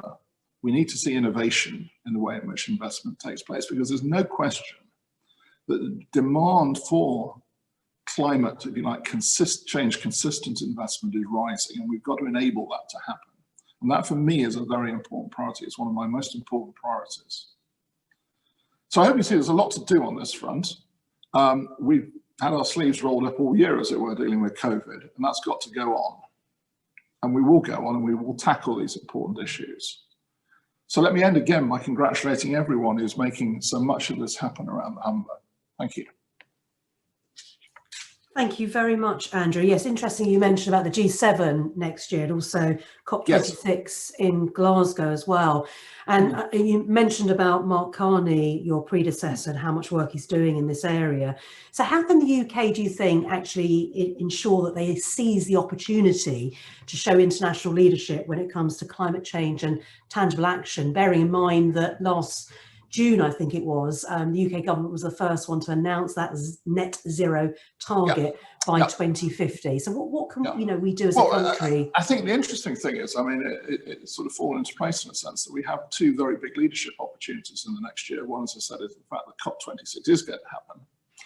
And the fact that it's been a delayed a year, as I said, shouldn't mean that we sort of, rest on our laurels for a bit and then, or rest for a bit, I don't know if we've got any laurels, but rest for a bit and then get going. We can do even more ahead of COP26 now than we would have done, and let's take advantage of that. And the second thing, as you say, is the G7, where we have an opportunity to show, I think, global leadership. And I think there is a big demand for it. As you rightly say, the UK has actually established itself already in that field as a leader. And there's a lot of people I find look to us to do that, and I think it's something we've got to take advantage of. So we've got a big opportunity in the 12 months ahead. And we need to take advantage of it. And I hope we can bring all these things together in terms of framing the recovery from COVID, but framing a sort of climate change consistent recovery from COVID. Indeed, and I know quite a few months ago, I think it was in front of a parliamentary select committee, you talked about the idea of excluding fossil fuel assets from the quantitative easing programme. That was obviously before the quantitative easing programme restarted again, I think in May and June. And the world was, the world was a very different place then. And I know some people have been disappointed that obviously those fossil fuel asset companies will still get access to the funding. So just any thoughts on that? I know the Treasury have the ultimate decision on that. Yeah. So, I mean, let me actually say most of the assets that we buy in the quantitative easing programme are government gilts and government securities, but we do buy corporate bonds there. Now, our policy so far, and as you say, the Treasury in a sense, because they actually take the risk on these things, set the overall policy, but we work very closely with them. Our policy is that we're neutral in this, and now we've been neutral to date in the sense that we buy the market, in the sense that we buy a representative set of the corporate bonds issued in the sterling corporate bond market. The issue that, as you rightly say, I flagged to the Treasury Select Committee, and we're going to come back to this. In fact, we're already beginning to start thinking on it. Is we don't want to diverge from being neutral in the sense that it's not the job of the Bank of England to go around picking winners, as it were. However, neutrality obviously can take more than one form, if you like, in terms of how you define it. And so what I want to get to is from being what you might call just completely neutral across the whole sector, just saying, let's be sort of climate change consistent neutral. So we will put a criteria in there about climate change. And then once we put that climate change criteria in, after that, we will again have a set of things, bonds we can buy, and we will be neutral within that. So that's the change I intend we will make, and we're now beginning to say, when COVID allows us to start the work on that. And in a way, you're custodians for the people, aren't you, as well? So it's all about that orderly transition. So what does that mean actually in practice when it's coming to encourage more people into business investment and to signal that actually this is the way forward, that climate change is at the centre of everything that we do? The environment is an incredible, important part to all business models. This is very important. So obviously there's a big demand now amongst individuals to have the vehicles in which they can save over the long term, particularly save for retirement, obviously is the biggest thing. And obviously over the last 20, 30, 40 years in this country, we've shifted the basis of retirement saving from being done by people's employers, if you like, defined benefit schemes, to people themselves. I mean, it's one of the biggest changes in this country, that people are now, in a sense, making their own choices about saving for retirement in the defined contribution world. And encouragingly, with that has gone, obviously, in recent years, I think has gone a very understandable and correct increase of people who want to save, not just to save, but to save consistent with objectives like climate change. But we do need to ensure that there are what I might call safe and easy and transparent investment vehicles for people to do that in. And I think we've still got quite a long way to go on that front. And it's important because that's how we will enable investment, because it will increase the stock of money that's available for investment, because it will enable people to obviously earn the return on investment. So we're doing a lot of work with the investment industry to say, how can we create these vehicles so that we can meet people's demand to save in that form and satisfy goals like climate change. Thank you, Andrew. That's really interesting. We've got some questions coming in as well. Well, this part of the programme, we've heard from all the speakers now. And Stephen, I know you started off, so hopefully you're still with us, aren't you? I didn't know if you were having a nod off there or whatever, just at the moment, to have a little bit of a nap, because we've been at it for quite some time already. We've got several questions that have come in, so this is an opportunity for all of us to have a discussion. If anybody wants to particularly answer a question, some of the questions have put names alongside it. So Stephen, because obviously you haven't spoken for a while, I'm going to start with you. And there's a question here from Bill Walker that got 7 likes. It pushed up the leaderboard. So it said for Stephen, please, how can manufacturers practically contribute to the Humber delivering the UK's first zero carbon cluster and help position the north of England at the heart of the global energy revolution? Because that's the ambition. Of course it is. And I did speak about some of these really, well, obviously there's the existing program already of offshore wind. And one thing we've been talking to people like Simmonds about is about creating those local supply chains, because it's in the supply chain that you create a lot of those jobs, which are vitally important. So can we do more of that onshore? Actually, one of the issues, one of the, I wouldn't say advantages or positives that's come out of the pandemic situation, but one thing that's going on right now is the larger companies are thinking about resilience in their supply chain. So really important change of mindset. And although people leap immediately to onshoring, it doesn't necessarily mean that, but what it does mean is having much shorter supply chains, multiple sources of supply, and that creates great opportunities for localized manufacturing. It really does. So I think that's a really key part of what's going to happen in the Humber area as people pursue that. And I can tell you that if you talk to all the larger manufacturers in particular, this has risen right to the top of their agenda about resilience. And I think there's a large part to play there and a big opportunity. But longer term, I would go back to the big programs, which we've been talking to the business secretary about, as part of, as Andrew said, the green recovery of the country. And carbon capture, usage and storage, I would highlight as a fantastic opportunity. When that starts, when we see those clusters being created around the country, as we said, hundreds of thousands of new jobs, all manufacturing type related jobs in terms of what we're going to do in terms of building infrastructure. And so I would love to see Humber being one of those primary clusters that we see in that new era of investment for things like carbon capture, usage and storage, Nadine. I think that's really important for the Humber. And also those ambitions to think globally as well as that test bed. So tapping in to the export market already, you know, Yorkshire and Humberside manufacturing output, based on your figures that I saw that were released in September for 2019, 17.6 billion manufacturing output, just under 300,000 employed in manufacturing. So you've got, you know, a huge base there and exports for the taking in many ways. Absolutely. So how do you see that working? Well, one thing that's really interesting, I've been working with DIT. We've been working closely on these new trade deals that we're doing around the world at the moment. And I've had some very interesting discussions. One of them was with the Australian High Commissioner and the New Zealand ones about the trade deals we're negotiating there. One thing they were talking to me about is, can they build in new green technologies into these trade deals and make them much more innovative. In particular, they were interested in hydrogen technology and the incredible innovations that are happening in the UK around hydrogen fuel cell technology at the moment are world leading in many respects.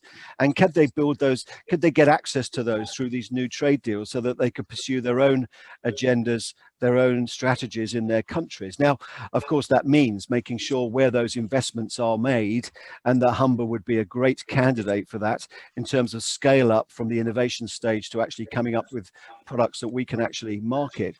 There is a great appetite, I think, in these new trade deals for green technologies, and we should absolutely take advantage of that, Nadine. Yeah, indeed. And just on that, I mean, do you think the region, you know, has the ability on the one hand, I mean, I'm sure it does, to capture carbon for those that don't have the ability to fuel switch, and on the other hand, the ability to deploy hydrogen for those industries that can? Because there's a reality check here that some companies can't deploy hydrogen for all sorts of different reasons. So that capturing carbon is going to be incredibly critical. Yeah. Do you think the appetite is there, particularly among communities and people, to understand the importance of carbon capture? Are there downsides to it? There's a couple of points here. First of all, government's got a key part to play in pump priming this activity, and we've seen that in the initial pilots. And because there's a large amount of risk involved in the first innovative installations, and to scale up is quite important. And people need to understand it. It's, if you look at carbon capture in particular, it's one of those things where you do need to create local clusters, and you do need to pump prime it from government. So again, as we see the new industrial strategy or the refresh of that rolled out, you'll see as this is going to be one of the priorities.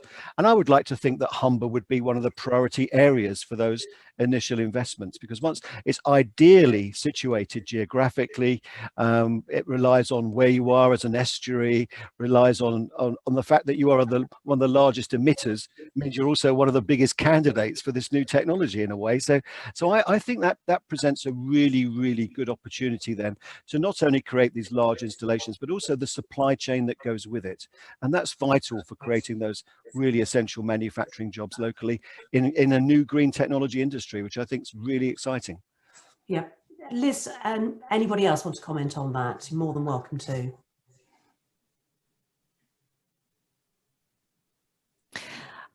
Just to build on it, I suppose, is that I think the key to this, and I think it sort of responds to almost one of the questions that came up around, no organisation can tackle these issues on its own. And we have to look at our supply chain, and we have to look at our partners, and we have to look, we all sit in a kind of our own ecosystem. And we have to be aware of that ecosystem that we sit in. I don't mean actual in a biodiversity context. I mean, you know, we work with lots of local councils. We have to share resource. We have to think about supply chain. I think the world has become a much richer and more complex place to tackle the issues, and I think we need to embrace it. And Liz, there was a comment from an anonymous attendee. I don't think it's one of your family members, because I agree with them as well. It says, I don't know of any other company that has refused furlough, offered interest-free loans, and given upfront mental health support if required staff during the crisis. Well done, Yorkshire Water, such a passionate speaker. So that's a nice comment to see and hear. And in many ways is a fantastic way of attracting talent and retaining talent, isn't it? It's we talked about actually getting the right skill set. Can you give us a sense, Liz, of where we're at when it comes to attracting the right people into the industry? And do people know enough about Yorkshire Water and this whole sector to think, yeah, this is an industry I'd love to work in? Because actually you probably get the same type of people coming into your industry as do the petrochemical industry, as the building construction. And in fact, looking outside your remit and encouraging other industries to take a part in your industry is often the best way to collaborate and get the best, freshest and most up-to-date ideas. Yeah. We do attract great talent, because you know, people come to the water sector because they're interested in what we're doing, and it's a very purposeful thing to do. But actually, with the new way we're working, we're actually having to attract much more niche, so you know, digital competence that we've never had to before, blue-green infrastructure engineering, a lot of the solutions to some of the challenges that we have are working differently with communities. So we actually need sociologists to work with us to change community behaviour. So once upon a time, we needed engineers who knew about pipes and pumps, and now we need social engineers and digital type engineers, as well as the traditional pipes and pumps. So what we have to do is make sure, particularly here in the north, that we've got access to that talent. So we need to think we've joined up with Leeds with a particular initiative to make sure that we are looking at diverse workforce, and that we're looking at sort of playing our part with Leeds City Council to make sure that talent is coming through, because it's not just our demand, it's the supply in the locality as well. And we've realised it's that big businesses that need new skills. We have to start to play our part. And realistically, we expect schools to do a lot for us. But when you think about teacher training colleges, that there is a set curriculum that Yes. teachers tend to go through. But Yes. we need them to be so much more in terms of switching on people Yes. to the ideas and the possibilities. And particularly when we've got some industries which are, in decline because of the way life is, it's cyclical, and also because of the fact that greener technologies are going to take up so much of our mindset and our Yes. space and our time as a necessity, that we need to encourage people into these industries as well. So, what are your thoughts of working, before children hit 18, so that they have the opportunities to really think through the career opportunities? Yeah. And that's part of what we're trying to do, is to get access into schools, because part of it because we do have a lot of difficulties across the north with pupils not knowing what they're capable of, or not having the aspirations, or thinking I'll never get a job at Yorkshire Water. Well, of course they will. So quite a lot of what we do is outreach into some of the more difficult areas to have access to schools, particularly with young females in engineering. We have a Women in Engineering Week, and we encourage school children into Yorkshire Water to learn more about what we do, to actually give them the aspiration to even think that they can do that. And we had 30 school children in Yorkshire Water yesterday doing just that. So I think we can't just sit and wait for the education system and teachers to do this. We have to be much more active. Indeed, and it's such a big ship to steer anyway when it comes to education, that there's definite need for employers to fill that hole, and also that vacuum, and to help teachers and parents understand the new ways of working. Parents love them, I'm one of them, but sometimes we're not best placed to know what's going on in the world. Indeed. Okay, well, I've got a question that's risen to the top, and this one is for you, Andrew. It had happened, didn't it? The PM has said the UK must get ready for a no deal with the EU. What preparations are the Bank of England making for this? And this must have been part of your planning scenario anyway. Our planning scenario has a whole range of things in it, actually. I mean, I do always say on this, I think the best outcome for all parties to this is a trade deal. Stephen made a tremendously important point in what he was saying, which is that the fact that trade deals can be not only, in a sense, the way to sort of, in a sense, embed what we have at the moment, can be the way to innovate, to encourage innovation in technology, and the way to spread that innovation. To quote the old phrase about trade, there will be comparative advantage in there, and that we can take advantage of that is tremendously important. So supporting open markets and trade is important for everybody. It's not important for one side, it's important for everybody, because comparative advantage goes both ways.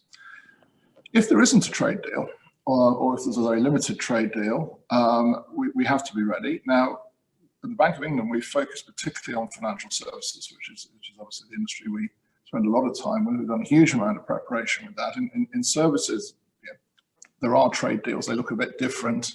It particularly goes under the heading of equivalence, actually, in financial services. The UK obviously is a world leader in providing financial services. I'm providing it globally. Again, I believe that the best thing for everybody is that those markets stay open. But we are ready, in the financial services industry, I believe, is ready if that doesn't happen. Now, obviously, from the point of view of our role in terms of the economy as a whole, we keenly follow what goes on in the economy as a whole. We have our network of regional agents, including in Yorkshire. They give us a very large amount of information. And we are looking very carefully at how the implications of whatever comes out of this process, not just in terms of the trade, whatever a trade agreement is or isn't, but also, to be honest with you, the disruption that might go with it over the short term. And we hope there isn't, by the way, we very much hope there isn't. But we will then be able to factor that into our policy making, and particularly our monetary policy making. So we follow that very closely. Indeed, thank you very much for that. And anybody else want to sort of comment on, plans for Brexit? Stephen, maybe your thoughts on this and what your members are telling you. Well, they're telling me exactly what Andrew said. In terms of manufacturing, vitally important we get a deal. In fact, I did Radio 4 yesterday morning. We did a big press release yesterday with our European national equivalent organisations across Europe. It's in everybody's interest. It's not just a UK matter. We have, as we said, about half the country's exports are manufactured goods. About half of that goes to the EU, and most of that is on an integrated supply chain basis. So parts going across the border in both directions. Very, very sophisticated logistics. That's how we build cars in this country and many other capital goods. Very different to the sorts of exports we do to other countries where it's largely finished goods. So it's a very different scenario. It's very difficult. That's why it can't be just a trade deal. It's about creating those frictionless borders. So we were urging again the Prime Minister, and we're very pleased to see they're back around the table again this week. That's very encouraging. I'm convinced we have to get to an agreement of some sort, and hopefully it's extensive enough that it limits any barriers to trade, because I think that's absolutely vitally important with our closest partner. So that's where we are, Nadine. It's a very clear position from our perspective.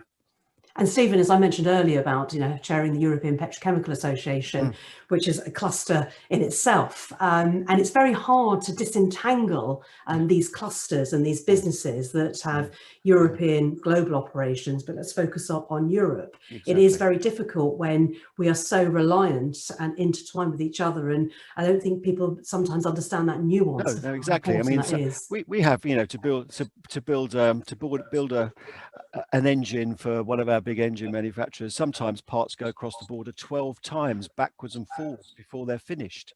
So different operations, different manufacturing activities on that same component or subsystem happen in different countries around Europe before it gets back, and it's optimized to be incredibly efficient. Absolutely amazing when you see the logistics and the cost base. I mean, over the last 30 years in particular, we've been the leader in creating this incredible logistics supply chain, and if you put barriers in the way of it, you will destroy it, and that's a real risk we run by not getting a proper agreement with the EU. So really important we do it for manufacturing in this country. Absolutely vital. Indeed, I'm conscious that Mark and Lizzie haven't said very much for the last few minutes as well. And, just to get your thought that sport plays such an important part in being role models and getting messages about. I mean, what part do you think sport has to play? I mean, Lizzie, you were very eloquent earlier as well, talking about, understanding the mindset, that resilient mindset, controlling the controllables. But what's your understanding? Because in a way, you too probably can get the message across to schools and colleges, unlike anybody else. Present company excluded, of course. Yeah, absolutely. I mean, sustainability and environmental challenges they're a real challenge for athletes, even those who feel very, very passionate about the issues. Elite athletes, as has been discussed and is widely known, we take an approach called marginal gains, which means we fine tune every area of our life, and I mean every single area, to truly maximize performance. Now, the challenge there is that when you're looking at absolute optimization from a performance perspective, some of those marginal gains don't line up with what we'd consider, good practice or best practice for environmental responsibility. So athletes do a lot of traveling. We go across and do warm weather training camps. We compete across the globe, if we can't get kind of domestic competitions here in the UK. It meat's a really easy source of protein. We drive instead of walk to rest our legs. And this doesn't mean you can't be successful and still be environmentally conscious. It just means there's a challenge for athletes in terms of prioritizing performance and also our responsibility. But absolutely, it's not all bad news. Whilst you won't find many athletes kind of living in eco huts and growing organic carrots, we do have a voice and we do have a platform, and you are seeing the growing rise in athlete voice and the voice of sportsmen and women across the globe. And when athletes are passionate about something, they will speak up and they will influence others. And you mentioned earlier, Nadine, the Champions for Earth letter, a group aiming to harness the power of sport to tackle climate change and ecological issues that we have, signed by over 300 Olympic and Paralympians, really urging the government to develop a green recovery from this pandemic. And for me, it's not about being perfect. It's not about standing up on a pedestal and saying, you know, I'm doing it perfectly, do it like me. It's about us all doing our bit where we can, supporting and encouraging others to do their bit, and then of course being vocal and using our platforms to encourage and influence the institutions that can have a significant impact on meaningful change. So yes, absolutely, let's make this a problem, and a problem that needs solving now, but let's bring solutions to it.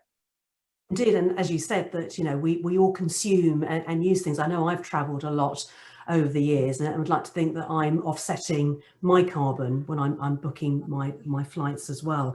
And I often think, having worked in aviation and in terms of chairing conferences and being involved with different airlines from around the world, whether it's writing their crisis comms plans, because I run a media business as well. But often aviation has become the scapegoat for climate change, hasn't it? And in fact, the main sources of CO2 emissions are combustion engines, poorly insulated buildings, and energy inefficient heating and air conditioning systems. And in many ways, the aviation industry, I know you're in partnership, Mark, with British Airways, have done so much to innovate. You've got some brilliant engineers with the passion and the knowledge and the know-how, and so much more to be done. So just your thoughts on that, Mark, in terms of, getting that message out about climate change, but also being mindful of the fact that we're consumers. We all face that challenge as well. Yeah, I was very taken with something that Stephen said earlier about the lead that the Humber region can take here when he referred to the turbines. And I think my sense in listening to the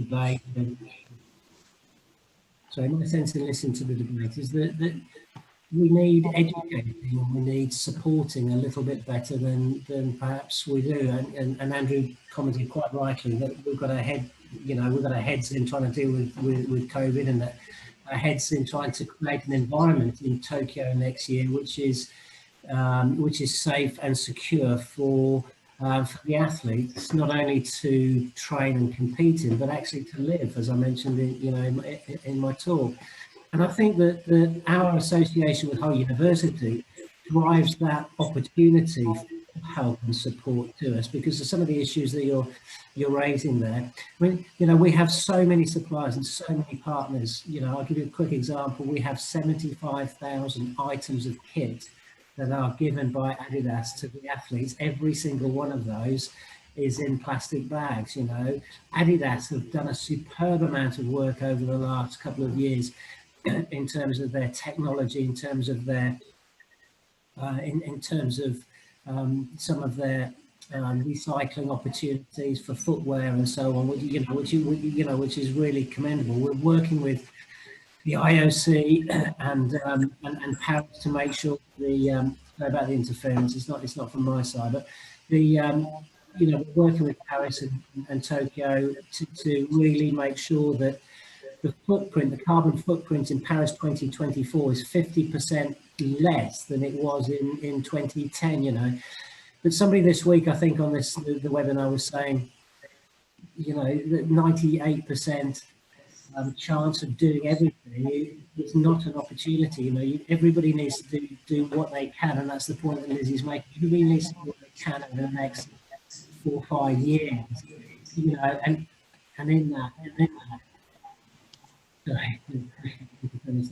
So, in that, we need advice and support and help. And, this is stimulating thoughts in my mind about how and what we can do. You rightly pointed out, Nadine, that this global opportunity and the global voice of athletes is critical, and does have a platform, certainly with our prime ministers, but also heads of state throughout the globe. There's 206 national Olympic committees.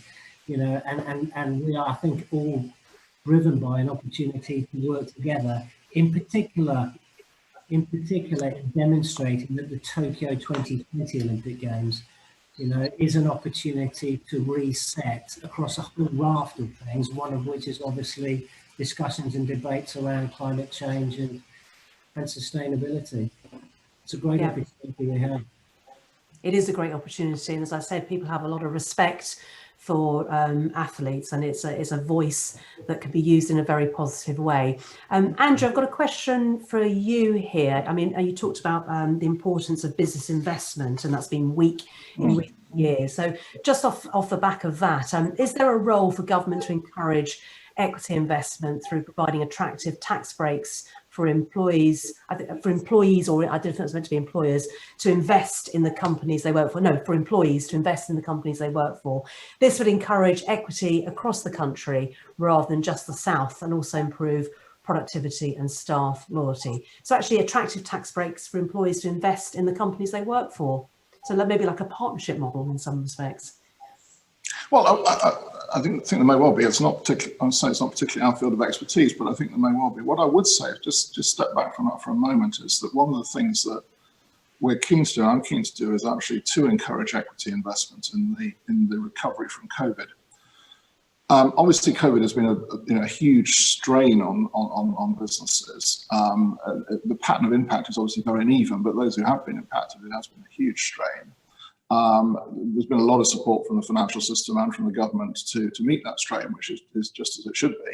But obviously, we've got to plan for a world where businesses come out of that, out of COVID and out of that support. And I think one of the important things there is that both debt finance, but also equity finance is available, because there will be companies who will need to raise equity finance. There'll be companies who need to convert debt finance into equity finance, in a sense, reset their balance sheets, having had to survive, what is obviously the biggest shock we've had in the economy, as I say, certainly in sort of probably in history in many ways, actually. So it's important, and it's important that those sources of finance are available, and it's obviously what goes with that is having an investment base. So I don't rule that out at all in terms of employee support. I think it could be part of it, but I think it's important that equity investment, in the overall sense of it, is available and readily available to firms. Now, there is a piece of good news in here, actually, indeed, that despite having had such a huge recession earlier this year, despite still being in COVID, companies have been able to raise equity during the course of this year.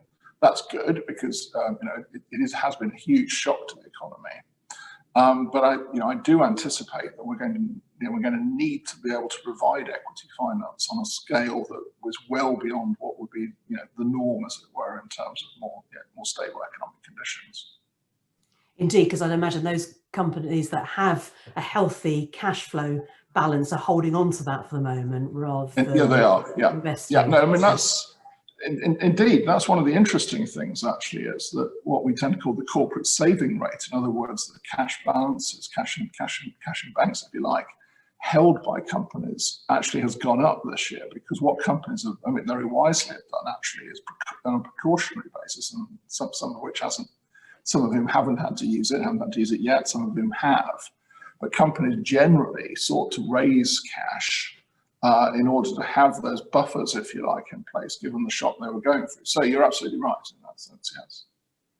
I've got a question for Liz and Stephen, and it's got a few likes. It's risen up the leaderboard. The water sector has been exemplary in committing to a 2030 net zero goal. Many of the large organisations in the Humber have their own organisational targets, but looking at decarbonisation in the Humber is a systematic issue due to interdependence between not only organisations but different challenges such as flooding, health and welfare and more. Is the issue really about sustainability for the Humber, and what are the panel's views on how innovation and technology can be used to navigate the trade-off between individual organisational objectives and collective regional sustainability? I know you've covered some of the points to that, but it's a well thought through question. Someone spent a lot of time and effort constructing that, so I think it's important that we give it its due respect and answer that one. Liz, you first, please. I think it's a really good observation. I think it's tempting for individual organisations to talk about their carbon credentials because it's kind of PR, isn't it? But the truth of the matter is that you can't get to net zero without collaborating in some way, shape or form. So I think Stephen mentioned before, or was it Andrew, about, you know, if we're going to transform our fleet to an electric fleet, which we're looking to do, why would we put charging points when we can work with the other utilities and councils and share that resource?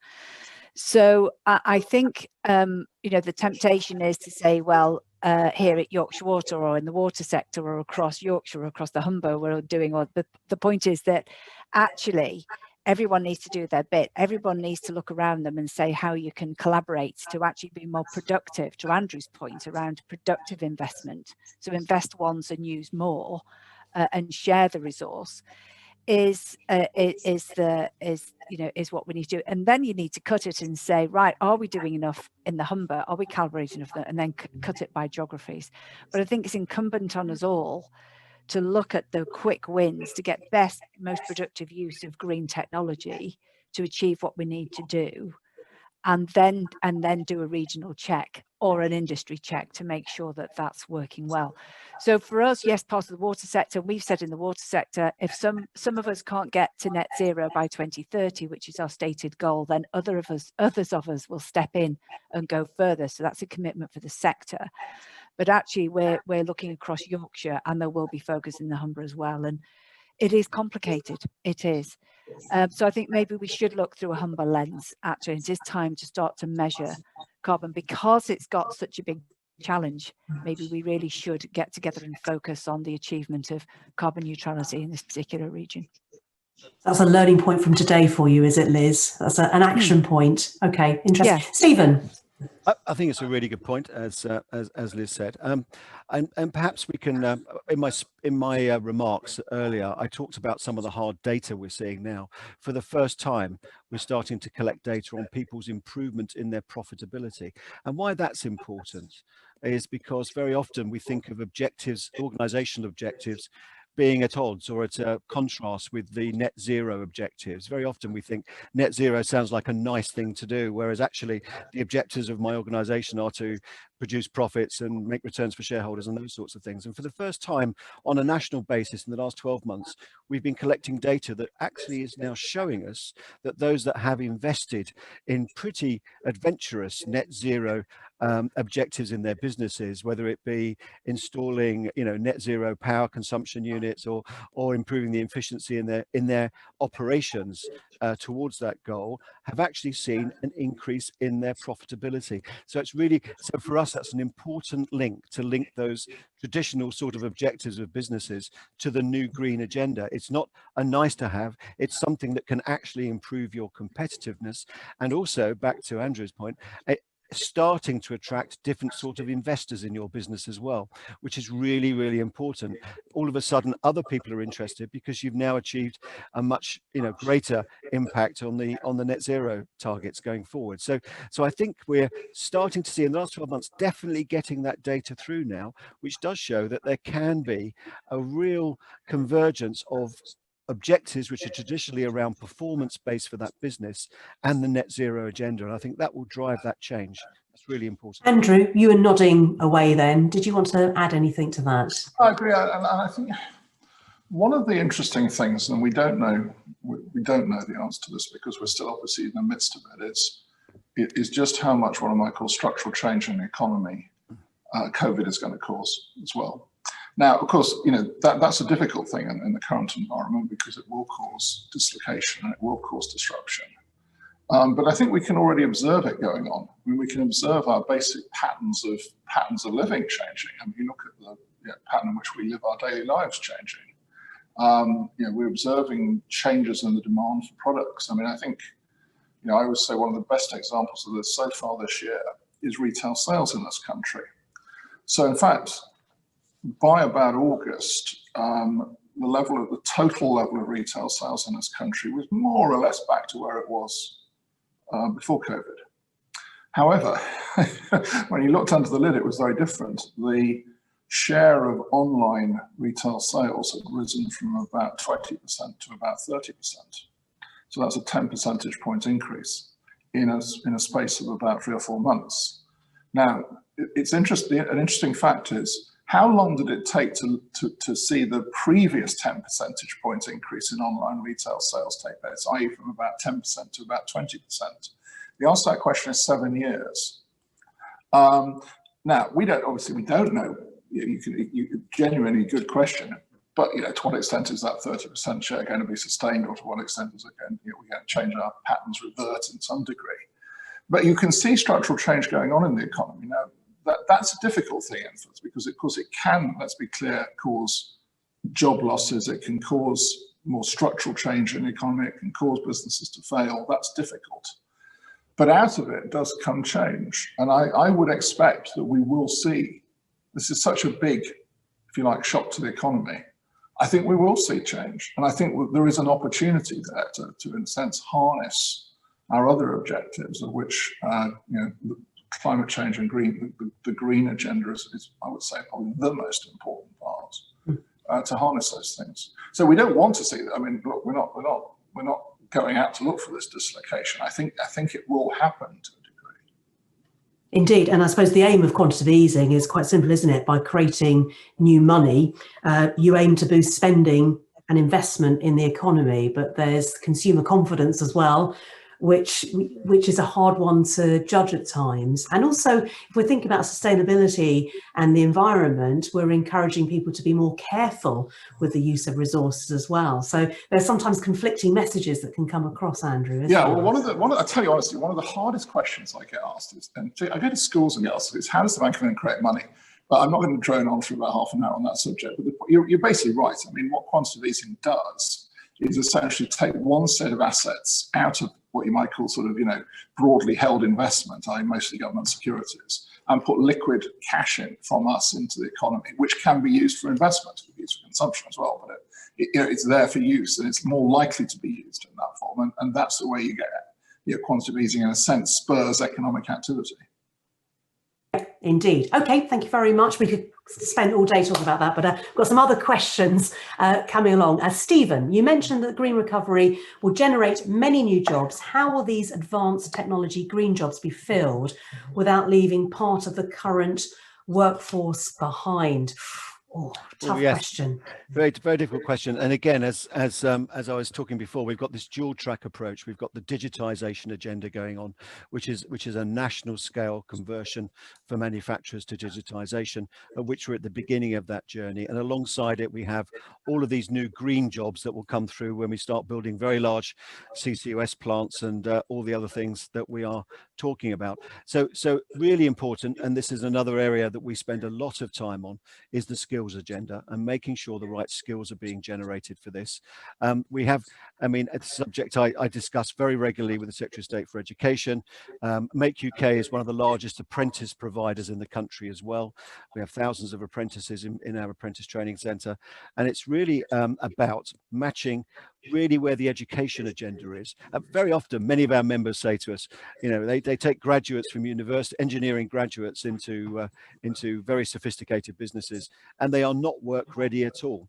They need a lot of additional training to make them work ready. They need, certainly at the moment, digital skills, and they certainly need some green skills in terms of where that's going to. So there's quite a lot of work going on about how do we catch up the education system to match the structural changes that we're seeing going on. And it's quite hard because actually traditionally the education system is quite a slow moving beast. It's quite complicated, it's quite slow. And actually what we're seeing now, and I think one of the things we're learning through the pandemic is that it's actually been an event that's accelerated many of these trends. So we need to accelerate the skills that we're generating to be able to fulfill that. Some of the bigger manufacturers, of course, are developing programs to do exactly that. It's really how you feed that through to the supply chain that's going to be vitally important. So there's a real concentration on this issue. I hope we can make some real progress on that. with the Department for Education over the next few months, because there's some very interesting new ideas coming through there. But we need to be ambitious. We need to be, that's always my point to them, we need to be more ambitious than we are at the moment in doing that. And the last point to make about this in terms of displacement of workers, and we've certainly seen this to a more detailed extent in digitization. We've actually seen people that have digitized and put collaborative robotics into production lines increase their employment.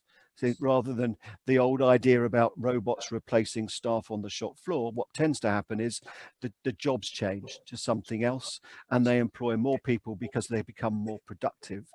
And it's that job change we need to concentrate on, that reskilling that needs to happen. So people going away from being traditional production engineers to being data analysts is a very common journey that happens in many companies at the moment. And the same will happen when it comes down to green technologies as well. And digital will underpin a lot of that change. So it's a moving position. I think we understand many of the trends. I think there's a greater realization with DFE, with Department for Education, about what needs to happen in the education system, but it will be driven by us creating lots of those new skills from education in the very near future. That's going to be absolutely vital. Indeed, and just having two children, a 19-year-old and a 14-year-old, I mean, the education curriculum looks pretty similar to the one that I went through. There you go. Slow moving, yes, exactly. Slow moving. Yes. And yeah, that's why the technical and the vocational skills is so critical, and how many employers, whether it's in green technologies to retailers, often find that they're picking up that shortfall. We are seeing, I would say, on the vocational side, Nadine. I mean, we have a large apprentice training centre is in Birmingham in the West Midlands. We have 2,000 engineering apprentices there in one place. And what we've seen over the last 2 years is a massive switch to mechatronics. So I would say now 40% of those apprenticeships are following mechatronics apprenticeships, whereas 2 years ago it was down at 5%. And this is robotics, this is automation on production lines. So we are seeing on the vocational side a much quicker change towards some of these new skill sets. It's the it's university degrees and further education that we need to concentrate on. Yeah, indeed. And World Skills, the organisation I was involved in, they have robotic world skill competitions. I hope you're encouraging Steve them into the World Skills programme. Yeah. It's a fantastic way of getting young people involved in competition to advance those skills in a shorter pace of time. And Mark, just from your point of view, just in terms of the skills that you see, I don't know about you, but I think we've all sort of readdressed how we thought about certain professions and skills, and the pandemic has thrown into light the people that we really, really do need in society, and the people we don't, i.e. people like me, if you know what I mean. But what's your sense of, you know, the skills in the country when you're talking to, you know, different people from Team GB and where they've come from, or are you finding that people come from a certain type of education and background as athletes, and you need to do more as well to create a diverse base? No, it's a very good question, Nadine, and I'm also fortunate to wear a different hat, which is leading Team England at the Commonwealth Games in 2022. And you know, just in terms of our or my introduction of an athlete advisory group, it's the first games that will have a really integrated para athlete program.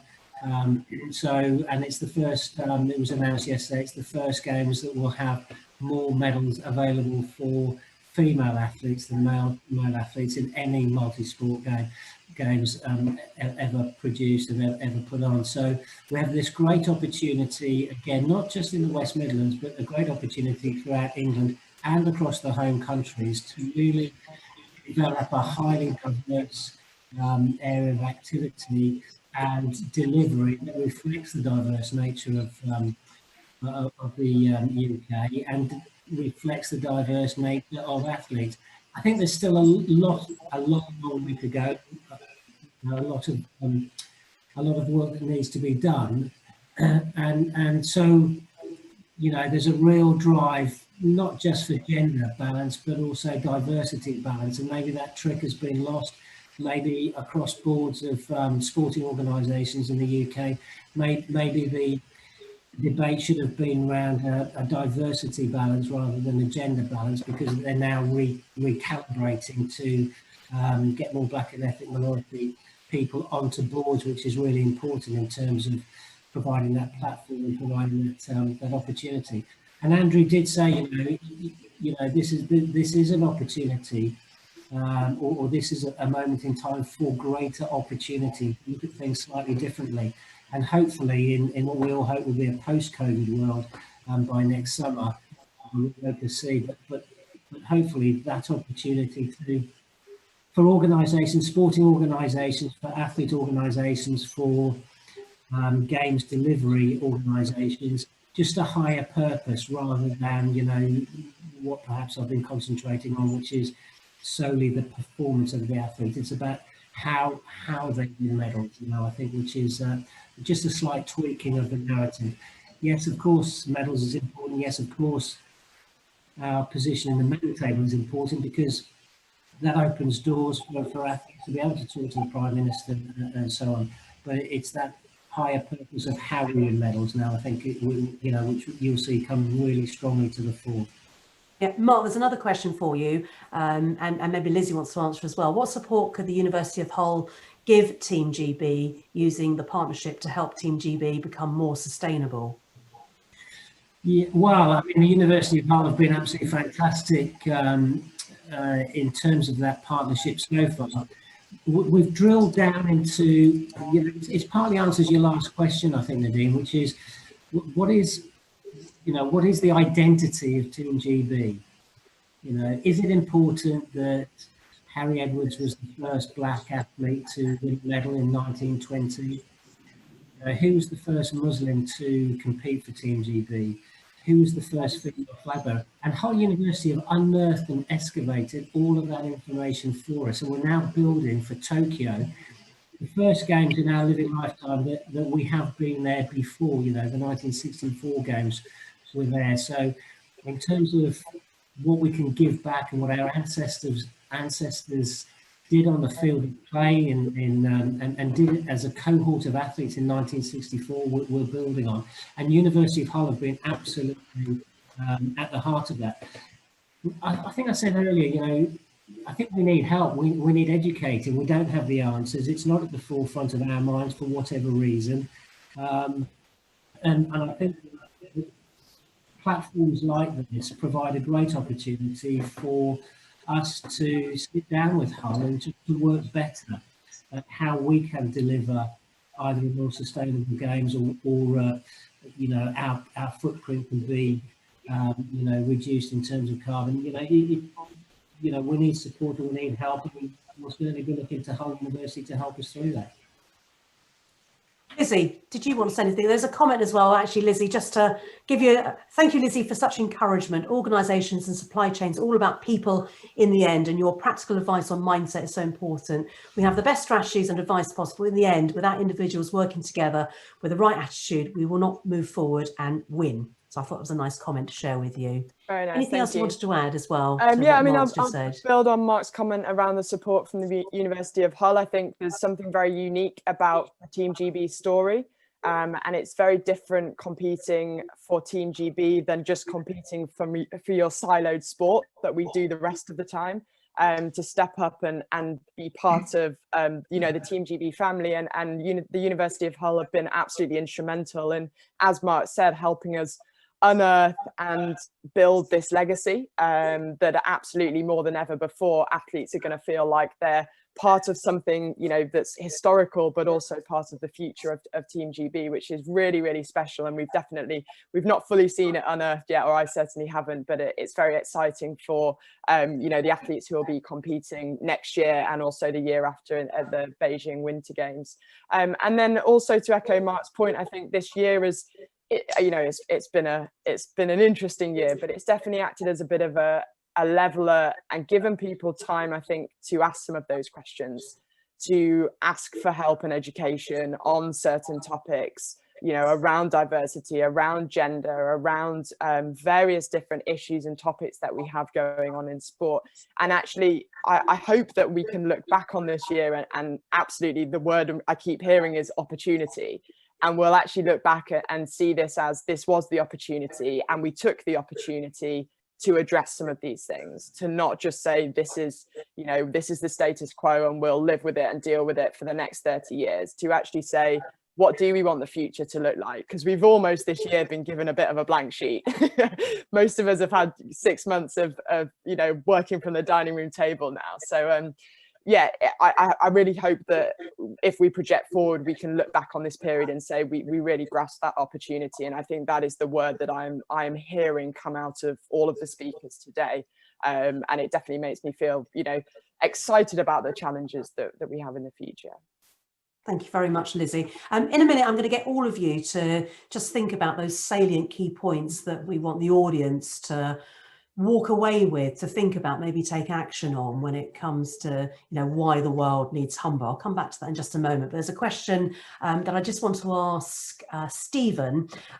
Given the economic dependence on manufacturing in the Humber, the prevalence of SMEs in this, we spoke about them earlier actually, and the inherently innovative nature of these businesses, let's face it, they tend to be more agile.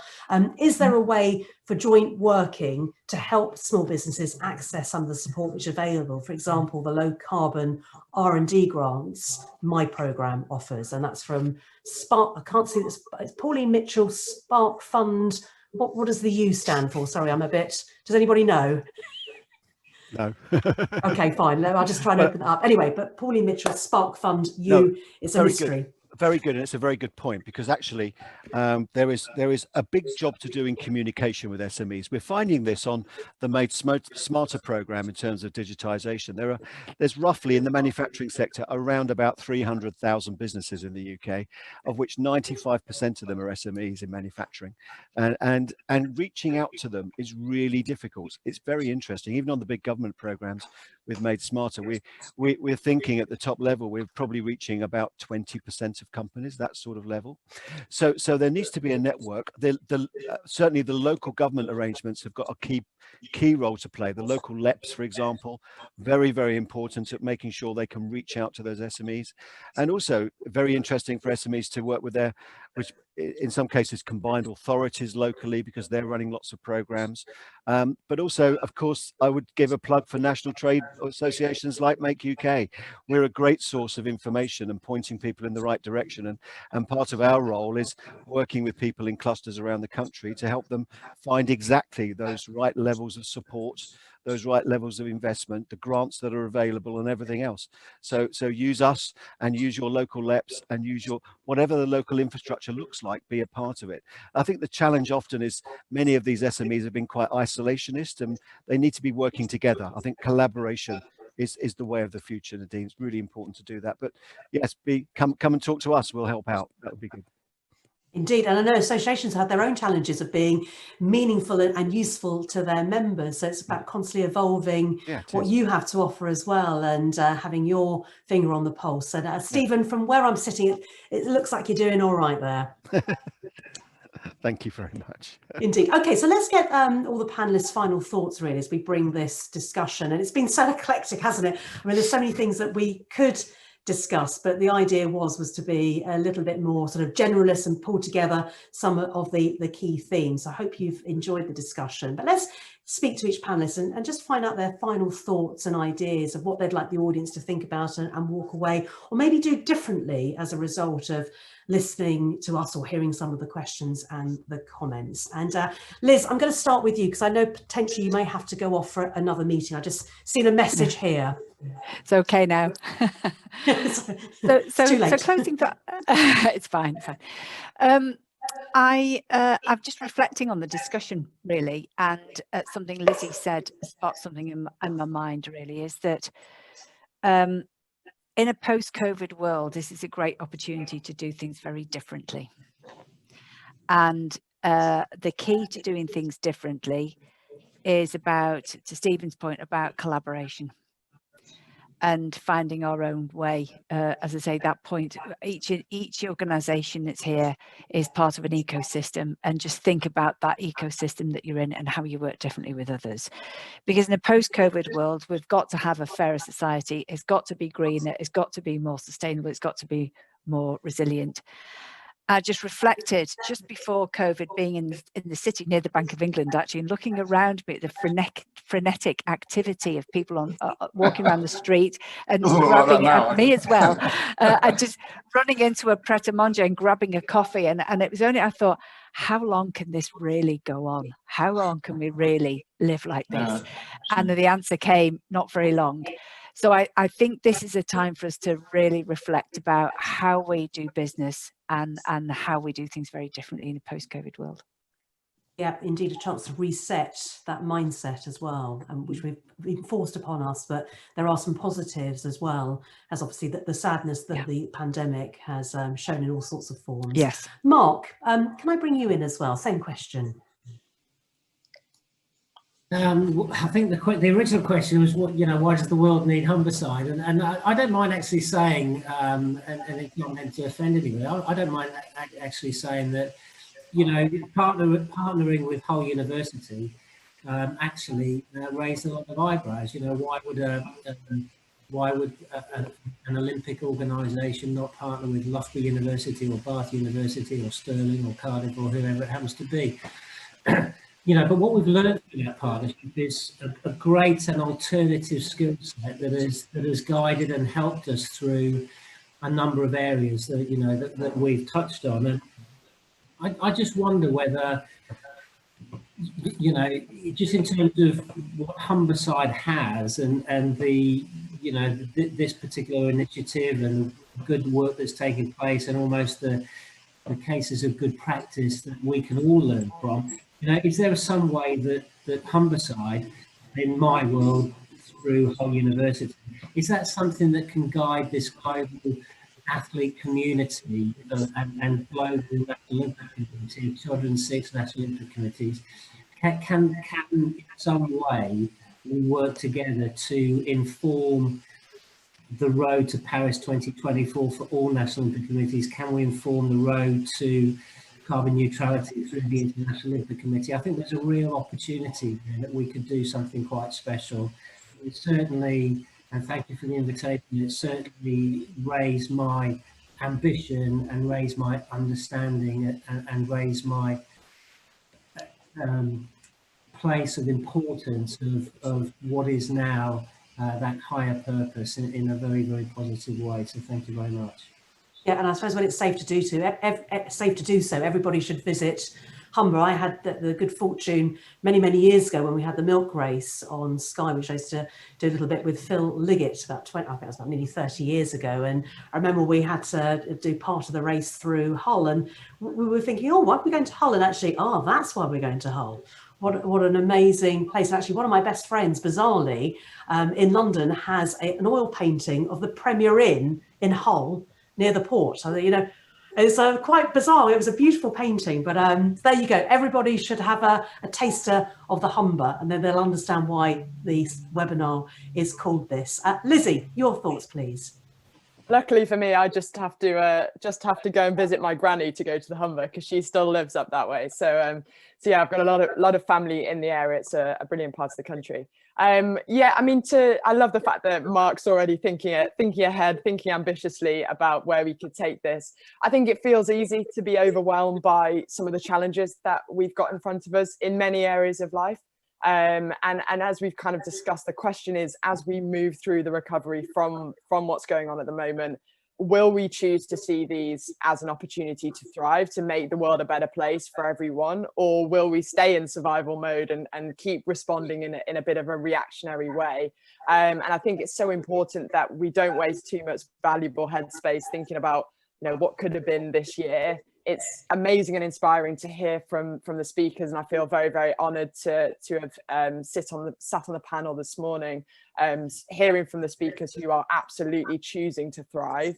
But I do think as a nation we have some way to go in terms of mentality. So I think the biggest question for me is how do we shift our mindset as a leading nation, maybe think a little bit more like an elite athlete, and see this time not as a hurdle that's holding up progression and innovation, but as a huge opportunity to reset and restart what could be a very bright future.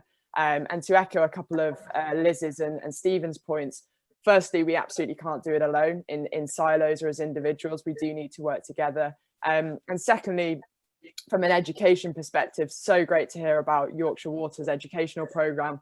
We need the next generation to bring new perspective and talent, and we want them to come to this equipped with, yes, the skills, but also the mindset and belief to thrive.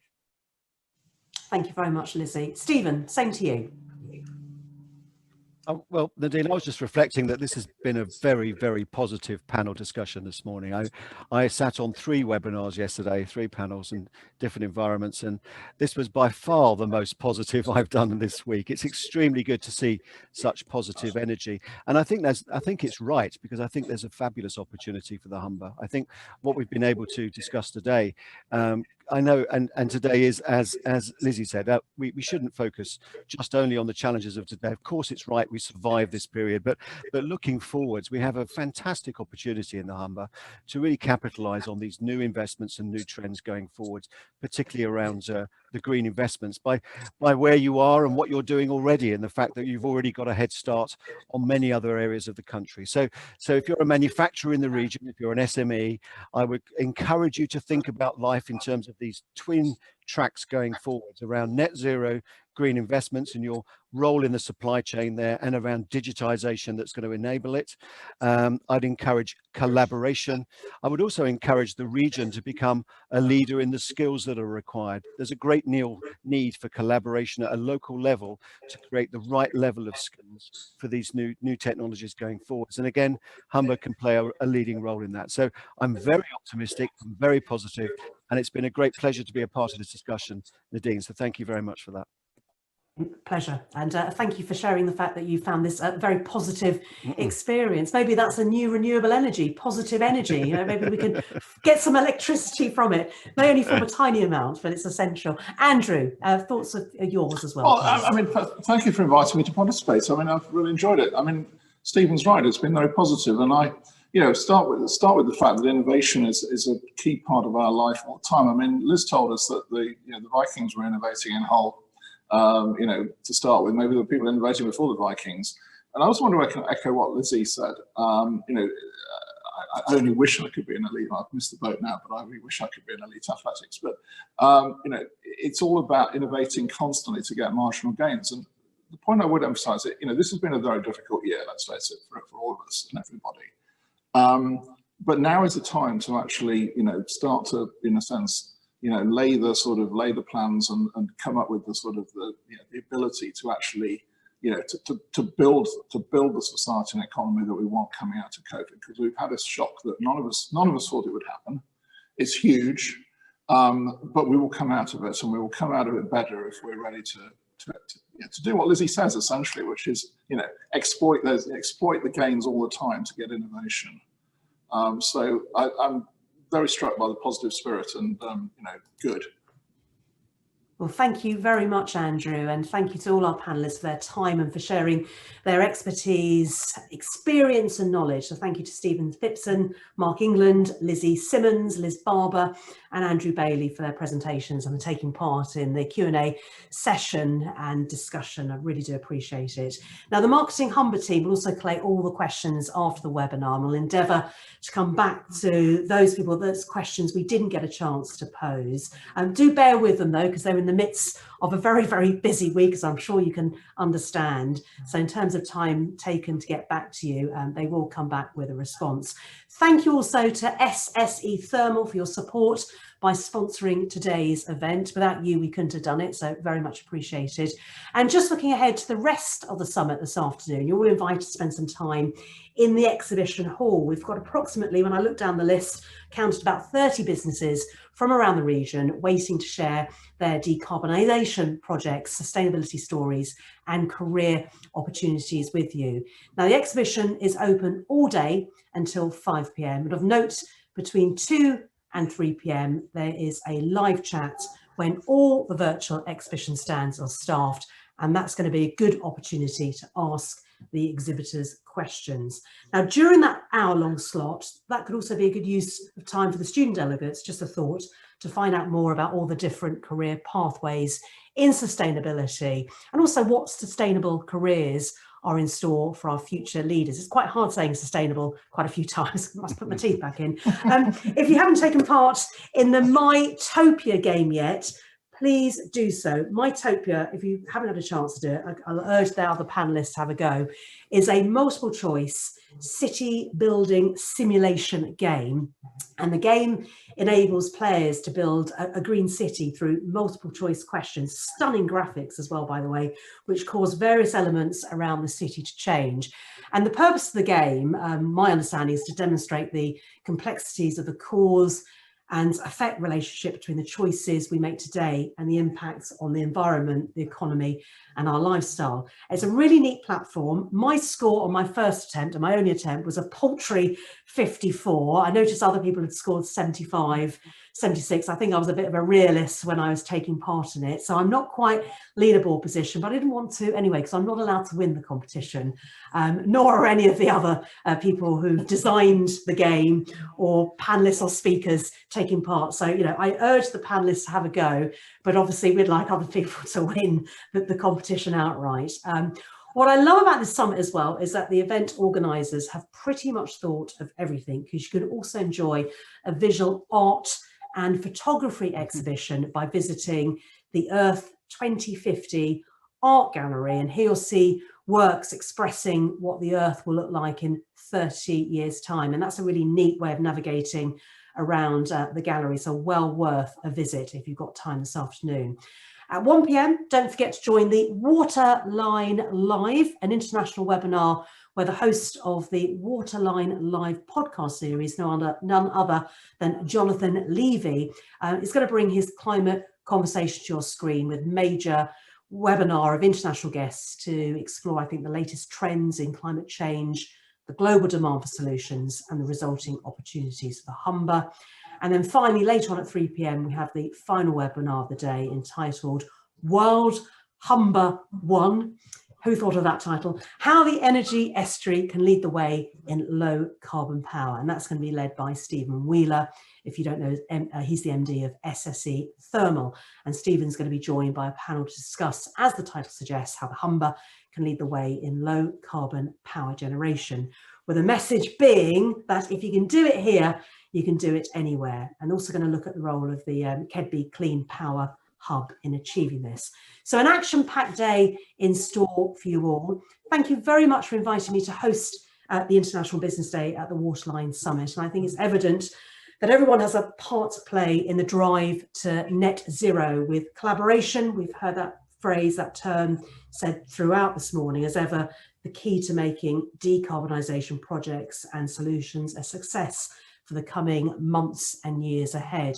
I'd also like to thank the Marketing Humber team for all their hard work and effort in producing this virtual summit and the impact this initiative will have on both a national and I hope an international stage in the drive towards net zero status, while promoting the economic opportunities of becoming a greener economy and not forgetting a healthier environment for all of us to live in. Who can argue against that? Who doesn't want a healthier environment?